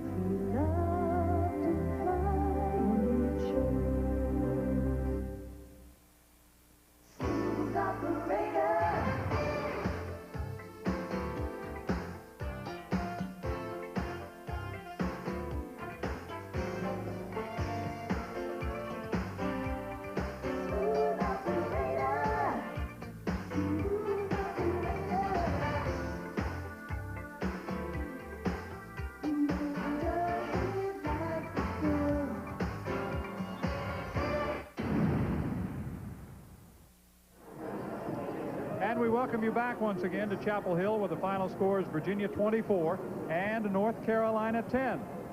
The Cavaliers scored 3 of the first 6 times that they had the ball. Stretched it out. They led 24-3 at halftime. The string continues. They led 21-3 at halftime. The string does continue for North Carolina.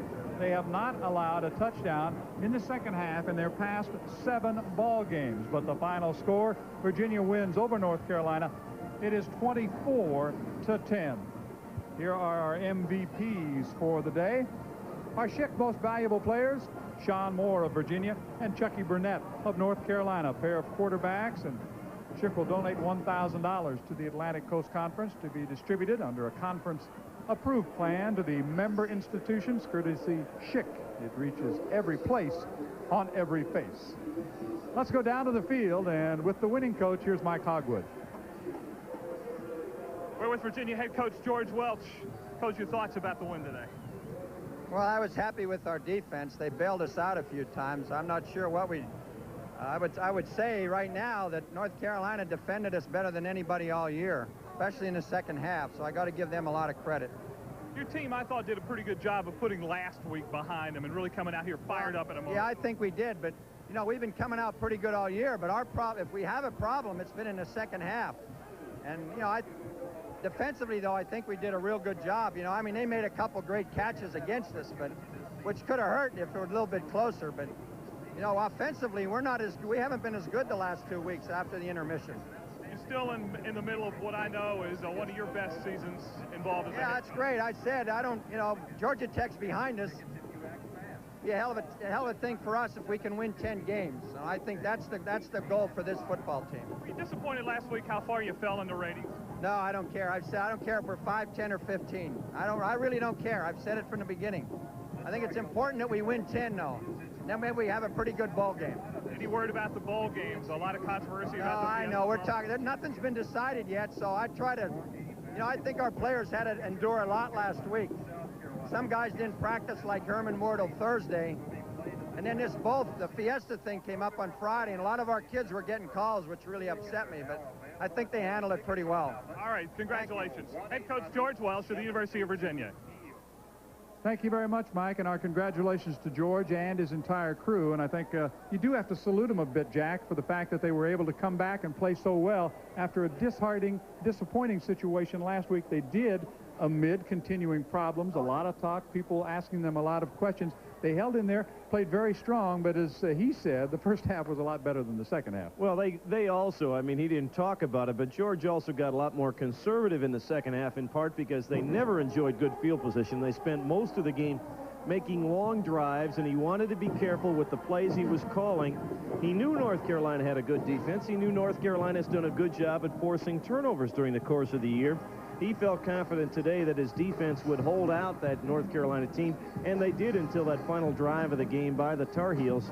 So while it won't be as big a victory in terms of total numbers or significance, I think it's a big victory in that it, as he talked, put last week behind him. They still have their goal of getting 10 wins in this season and going to a big bowl game. They will go to a big bowl game. Of course, the question of which bowl game they will be playing in has not been determined as yet. Carolina's hopes for a bowl game, meanwhile, will come down to one game, and that will be next week at Duke. And Duke has had Carolina's number the last couple of years. They'll have to play over at Wallace Wade Stadium. There's a great rivalry between Carolina and Duke. And certainly if they are going to have a chance of getting to a bowl game, they have to win next weekend, so it'll be a big ball game for the Tar Heels. And statistically, it was another terrific ball game for Sean Moore. He put the touchdowns on the board and got the victory. He's standing by with Mike Hogwood. Mike? Sean, great game today. You're one of our MVPs. Congratulations. Thanks a lot. I think the defense really came through today, and they kind of set the tone in the early goings of the game, and it made the offense go out there and work harder. Well, the defense took a lot of heat last week after the game against Georgia Tech, and well, I think people ought to know you had the game ball and you stood in there, and I saw you get up on a bench and tell me what you did in there. Well, I was honored to give the defense the ball today. I think they took a lot of criticism last week and giving up 41 points to a good offensive team, and I think today, you know, we knew Carolina had a good offense, and our defense went out and played a heck of a game today. What about bouncing back after that tough loss to Georgia Tech? As one newspaper I read said, the sun indeed did come up over Charlottesville last week, and I think you guys came out pretty fired up today. Well, I think that was the key today. I think a lot of people probably counted us out and thought we were going to come down here and beat Dull in the opening of the game, but well, we never doubted ourselves, and we wanted to come out and establish ourselves early, and the offense stuck a quick touchdown in, and from there it was easy going. I don't think a lot of people realize how much your buddy Herman Moore was hurting out there today, and he really laid it on the line to get a couple of those balls, didn't he? I asked him at halftime, did he feel like he could run under a couple of passes, and you know, he said he was hurting, but he sucked it up, and he was one of the game ball winners also today. What about this team now? You're back on a winning note, and you have a couple of games left, and I know that's the way you'd like to finish out the season. Definitely. We don't really know what the bowl situation is, but as long as we keep winning, I think everything will take care of itself, and hopefully we'll be in a New Year's Day bowl. Sean Moore, congratulations on another great game. Thanks a lot. All right. Sean Moore, the quarterback of the Virginia Cavaliers, back upstairs. Mike, thank you very much. Sean did indeed have another very good day. He was 16 of 22, 236 yards, and 2 touchdowns. 24-10 the final. Virginia a winner over Carolina. We'll have more in a moment. We've owned this business for 12 years now. Rick's the numbers guy and Pete's ideas. He keeps us from killing each other. Well, somebody's got to. And we never really thought much about how much we depended on each other. No. Until what happened to Joe last month. That really threw us for a loop. He could have been gone just like that. And then where would we be? Well, I could have had his office. And I could have had his parking place. Oh, come on, guys. Yeah, but of course. No, you know what? You don't mean that, right? We can split up his plan. Guys, right, you just talking. Jefferson Pilot Insurance and Financial Services.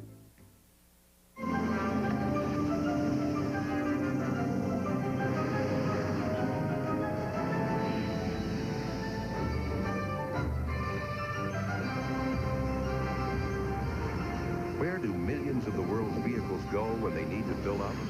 The same place you do. BP. Don't worry, you were here first. BP. On the move.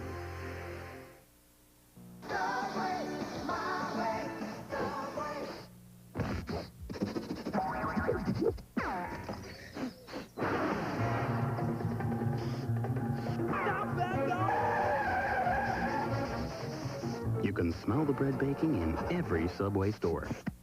Just follow your nose. Only $1.99 each. Your choice of a regular 6-inch tuna, turkey, or ham for only $1.99. Visit your Subway sandwich store today. ACC football has been brought to you by the Jefferson Pilot Life Insurance Company. For insurance and financial services, better call JP. By Schlitz Malt Liquor. No one does it like the Bull. By the airline of ACC country, Delta. We love to fly, and it shows. And by MCI's Prime Time Plan. Real savings 24 hours a day. 8th win of the year for Virginia, 24-10 over North Carolina. 2 games remaining for the Cavaliers. Here's Jack with our option play of the game. The option play of the game brought to you by Option Gray Coverage for Men, the advanced way to get rid of the gray. The option play of the game came on the first offensive series of the ball game for the Virginia Cavaliers.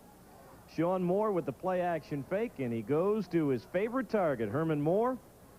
Herman with the... Well, I take it back. This is not the play that was going to be the option play of the game. It is another great catch by Herman Moore.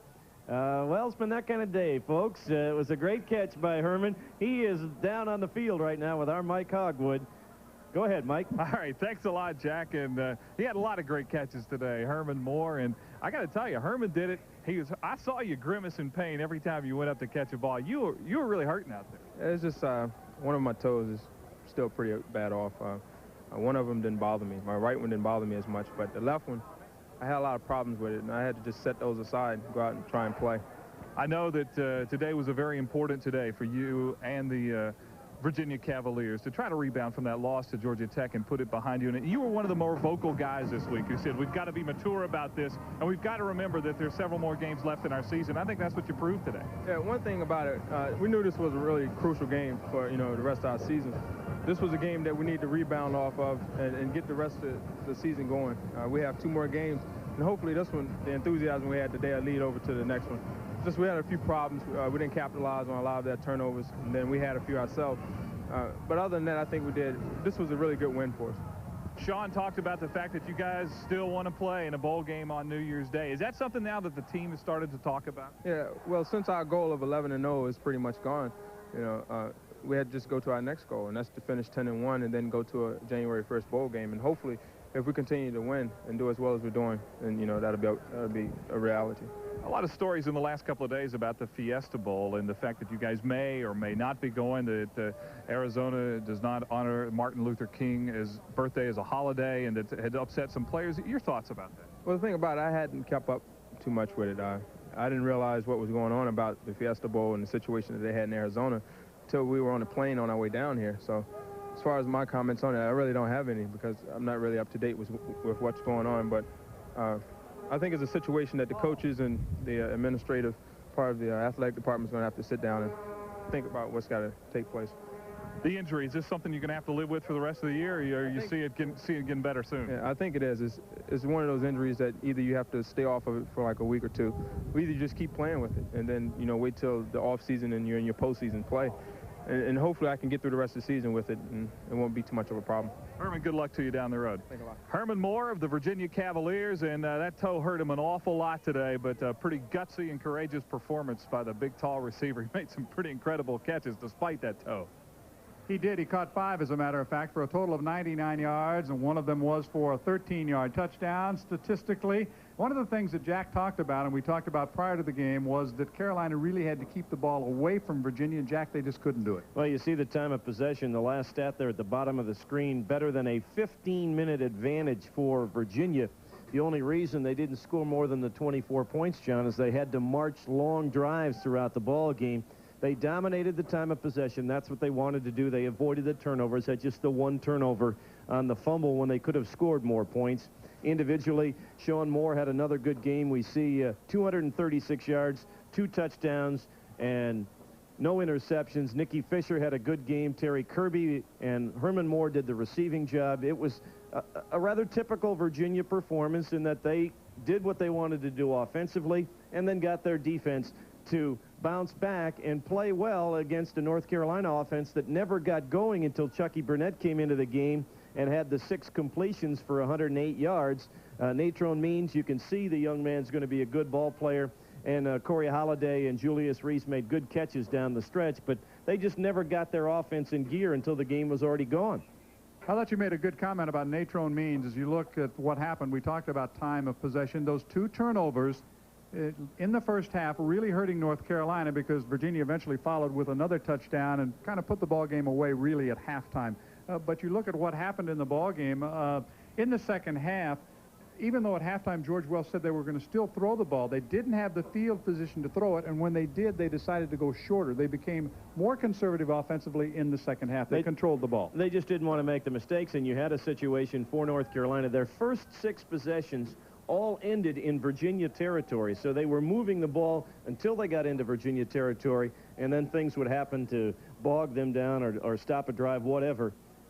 A young team has to get over that hurdle if they are going to be the kind of team they hope to be in the years to come. And we saw Natrone Means. He's a freshman. He played very well, but the one thing that also has to happen in my mind, he has to have some support. You can't put him back there and let him run it for 35 times a game. And part of the problem, I mean, he had a couple of the turnovers, and I think that's from the pounding and everything else. They need to get some support. They've had injuries, of course, at that spot and have been forced to play Natrone sooner than they wanted to, perhaps, but it's a situation Carolina has to get better productivity out of their quarterbacks, take advantage of the talents they have at wide receiver so that Means can be more effective. They didn't get that production out of Todd Burnett today. They're a very young team, and they will be back. But this afternoon belongs to Virginia. The Cavaliers go to 8-1 with a victory over Carolina in Chapel Hill. Now this word from your local ACC stations.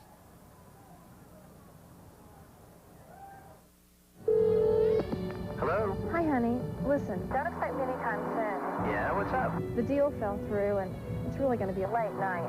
Okay, see you when you get home. How private are your cell phone conversations? Hello? Hey. When can I see you? Tonight. Your place. I'm Channel 2 News reporter Tom Regan. Before you say another word on your cellular phone, think about this. Who's listening? I'll tell you some things you need to know. Cellular Spies, Tuesday at 6 on Channel 2's Action News. Quick, what's the last thing you'd expect to get on a Ford Taurus right now? A great truck month deal. What do you get with your $1,200 factory savings on a new Ford Escort? Truckloads of options, plus cash back. What do you do when your Metro Atlanta Ford dealer's offering great deals on all his cars during Ford Truck Month? Hurry before he comes to his senses. See your Metro Atlanta Ford dealer now. Quality people, quality products. Can you save big on Ford trucks, too? See for yourself. Thanksgiving Gospel Spectacular! With Milton Brunson and the Thompson Community Singers, Wanda Nero Butler and more. November 22nd at the Atlanta Civic Center. Get your tickets now. Write a holiday card to any service member. Take it to Wendy's or any family-to-family underwriter by November 21st. Project Uplift will ship it overseas in time for Christmas. I'm paying coach, and I'm flying first class. I pretty much tell my travel agent which flight to put me on. What I'll be telling her is put me on Eastern. Put me on Eastern. The bell tower at North Carolina, but the bell tolled for Virginia today as they win it by a couple of touchdowns over North Carolina. And the athletics director of North Carolina, John Swofford, joins us now.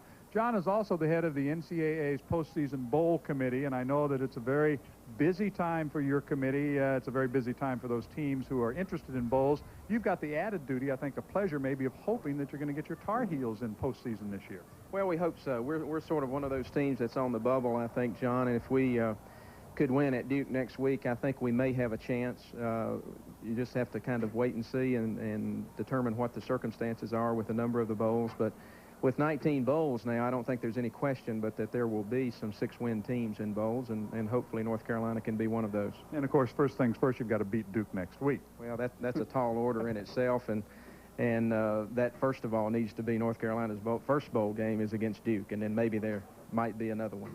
Has your committee been at all involved in the situation with the Fiesta Bowl and the situation in the state of Arizona as far as what decisions are going to be made there? Well, I had some discussion today with John Junker, who's the executive director of the Fiesta Bowl, in regards to some solutions that they may be thinking about that might require our committee to have some discussions tomorrow in terms of approvals. And whatever that might be, I think should come from the Fiesta Bowl, not from me or our committee. So we may well be having some discussions tomorrow about that situation.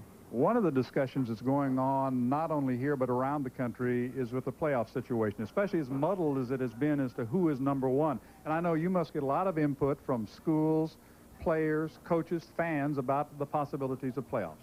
Well, that's true, even though that's not really the charge of our particular committee. Our committee is a liaison committee with the bowls and does not have the same authority that an NCAA championship committee has, such as the NCAA basketball committee, John. So we went through a period about 3 years ago where the NCAA asked our committee to develop a proposal for a one-game national championship game that would be played after the bowl games. We did that, formulated a proposal, put it before the NCAA convention for a vote, and it was very soundly defeated at that particular time. So the timing, at least within intercollegiate circles, doesn't seem to be particularly good, in spite of the fact that I think you're absolutely correct that the public has a great deal of interest in the development of a national championship picture in the sport of football. Now, within the NCAA, the other divisions do have a playoff situation, a playoff setup, and I think it's fair for a lot of people to say, well, if they do that at Division II or Division III, why can't it be done at Division I? Obviously, the comeback is because of the bowls. Can you ever conceive of a way, and do you get some suggestions of a way to handle the bowls and the playoffs? We get a great number of suggestions, some of them quite good, in fact. And I think that the time may well come, John, where a national championship in the sport of football evolves. You do have a situation right now where you would have to undo a system, that being the bowl system, in order to develop a national championship playoff system for the sport of football. And in doing that, you would be undoing some long-standing traditions.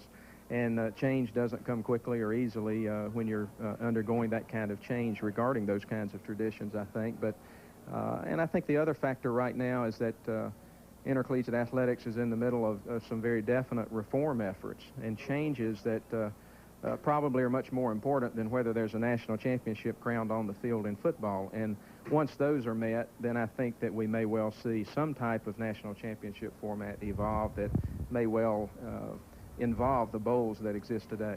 And you know, if you look at college football, college athletics in general, the work that's going to be done at the convention, not only this year, but in the next, say, 3 or 4 years, is going to be vitally important, not only for football, but for all sports in the NCAA.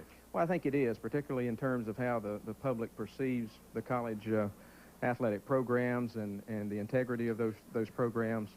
We now have the presidents and chief executive officers much more involved in intercollegiate athletics than they've been for a number of years. I tend to think that's very healthy. So I think there's some good, sound things going on with intercollegiate athletics that will benefit all of us in the long term. John, thank you very much. Continued good luck, and you'll have to bring some of those suggestions with you sometime, because I know some of them are probably a little wild about playoffs. Well, they are. They are. John, thank you. It's good to have you in Chapel Hill. Okay, thank you very much. John Swofford, who's the athletics director at North Carolina, also is the head of the NCAA postseason bowl committee. 24-10 is the final. We understand that Mike Hogwood has another guest downstairs from Virginia, Joe Hall. Let's go to Mike. That's right. This is Joe Hall, part of that defense, and you guys took a lot of heat in practice last week, especially after the game with Georgia Tech, and you came out today pretty fired up and played well. We had a very poor week last week, but we knew we had to put that behind us, that we're a better defense that we showed last week. We started with the basics, and I think the basics carried us through today. We played hard, and we hustled, and that's what we need to do to win. I think a lot of people will find it interesting to realize that there are a lot of players on this Virginia team like Joe Hall and Sean Moore who are the epitome of the student athlete. You already have your degree, you're working on a graduate degree, and you came back still and had enough time to play football. It's what student athletics is all about. That is. That's what, Virginia typifies, and that's what we want to keep on doing. I mean, we don't want just athletes, we want student athletes. So I think because if you can balance both athletics and academics, you're going to be a better disciplined football player, and I think that helps us out in the long run.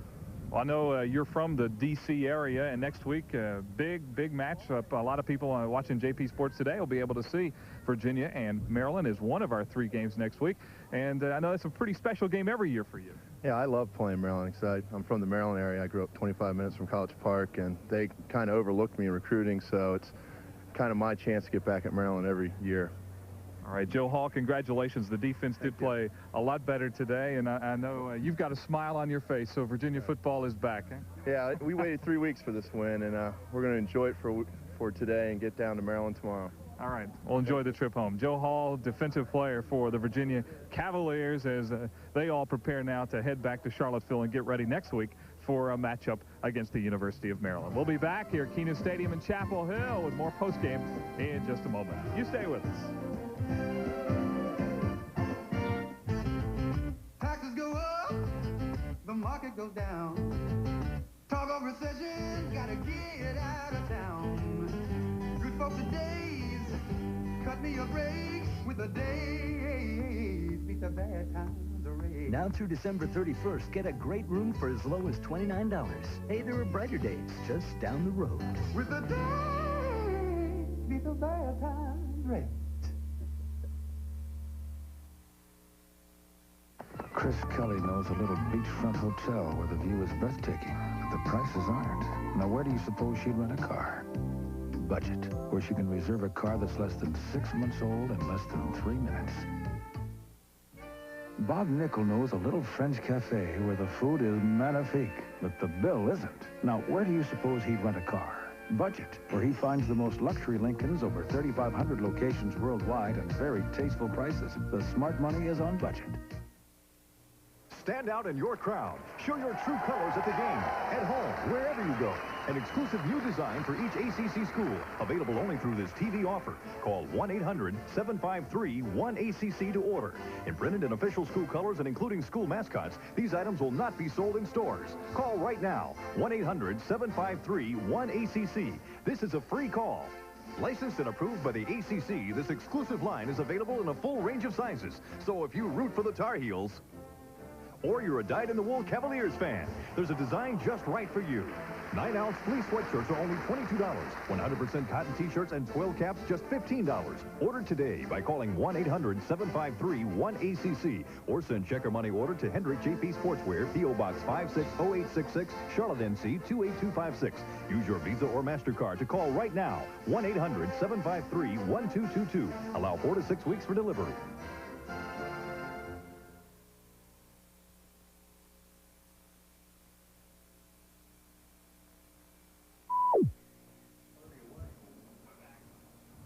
We are back to Chapel Hill, a 14-point victory for Virginia, 24-10. We've given Jack a little bit of time to catch his breath because we're going to crank him up now and bring you some other scores in college football on this Saturday afternoon. NC State on the way to a 16-0 shutout of Duke with 5 minutes to go in that game over at Carter Finley. The Wolfpack with bowl hopes yet this year.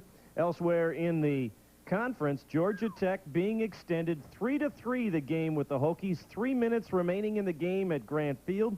Georgia Tech has a chance to remain unbeaten, but I don't think they'd like another tie on their record. Maryland has seen their efforts against Penn State start to slip away. The Nittany Lions lead by 2 touchdowns late in that ball game. Elsewhere in college football, we have West Virginia crushing Rutgers this afternoon, 28-3. Big win for Don Nehlen's ball club. Air Force and Army as they try and battle to see who might play in the Liberty Bowl. The Air Force with a 12-point lead there. Ohio State has seen number 6 Iowa rally. The Buckeyes led at halftime, but the Hawkeyes lead by 5 in the fourth quarter. Florida cruising against the Bulldogs of Georgia 38-7. Big year for Steve Spurrier. The Gators number 10 in the country. Temple has a 16-point advantage on Pittsburgh. Been a long year for Paul Hackett's Pitt Panthers. And number 1 Notre Dame with a 7-6 lead on number 9 Tennessee in the second quarter. Once again, our final score here at Chapel Hill, Virginia wins number 8 on the year, 24-10. We'll be back with more from Kenan Stadium after this. Inside the Infiniti Q45, the world is flat. Outside, the world's first full active suspension system senses, thinks, and reacts to every twist, turn, up and down. So inside, the world is flat, and you experience utter calm control in perhaps the most advanced luxury car the road has ever known. Intelligent advice. It can lead you into the market or into alternatives to the market. The leading Southeastern investment firm offers a full range of products and services, many specifically designed for the Southeastern investor. We urge you to take full advantage of our expertise before making your next investment, to seek intelligent advice before making your next move. Interstate Johnson Lane.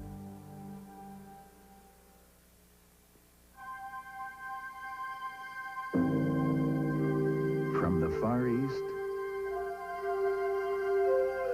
to Europe.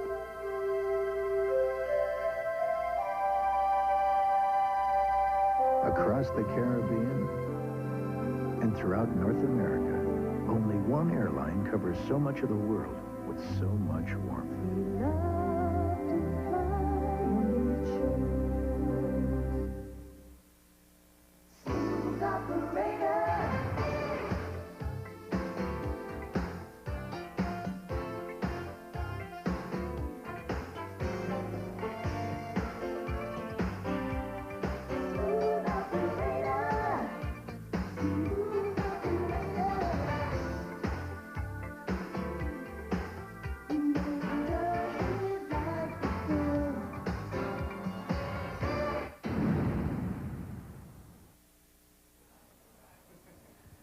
The final here is 24-10. You saw the struggles at other places, and the bowl people must be continuing, Jack, to drive themselves a little bit crazy as they watch the scoreboard. Well, I don't think there's any question that the continued parity, if you will, in college football makes the need for a college football playoff that much more necessary. And I know, John Swafford, we couldn't pin him down, but I think it is going to happen, and not too far away. All right, we have one more game remaining as far as our JP Sports season is concerned. And coming up, the 3 games next week, Carolina at Duke, Maryland, Virginia. I know Jack and I will finish at South Carolina and Clemson. And, Mike, where will you be next week? Well, I'll be with Steve Bartkowski. We'll be at Wallace Wade Stadium for the big showdown in the state of North Carolina every year, the Duke-North Carolina game, the battle for the Liberty Bell. Just let me take a moment to say, Jack and John, I've really enjoyed this season with you guys being down here on the sidelines. I've had a lot of fun, and ACC football is getting better and better every season. It's been fun. You are exactly right, and you win the award for the best hat of the year as you work the sidelines for the final time this season. Good luck in your game next week. And we thank those who've helped us all year. Jimmy Rayburn, our executive producer. Steve Craddock, our producer. Dave Burchett, our director. John Madry, Roger Knight, and Robbie Bales for helping us up here. Mike Hogwood and Jack Corrigan. I'm John Sanders. We hope we will join you next week, and we remind you to check your local listings for the ACC game that will be on in your area.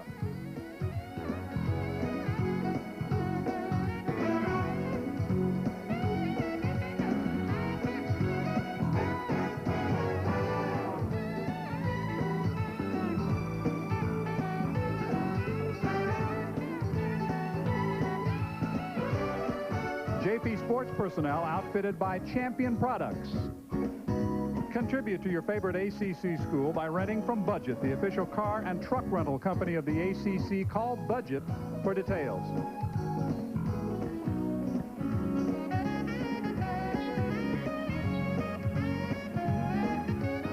You have been watching JP Sports, exclusive coverage of Atlantic Coast Conference football.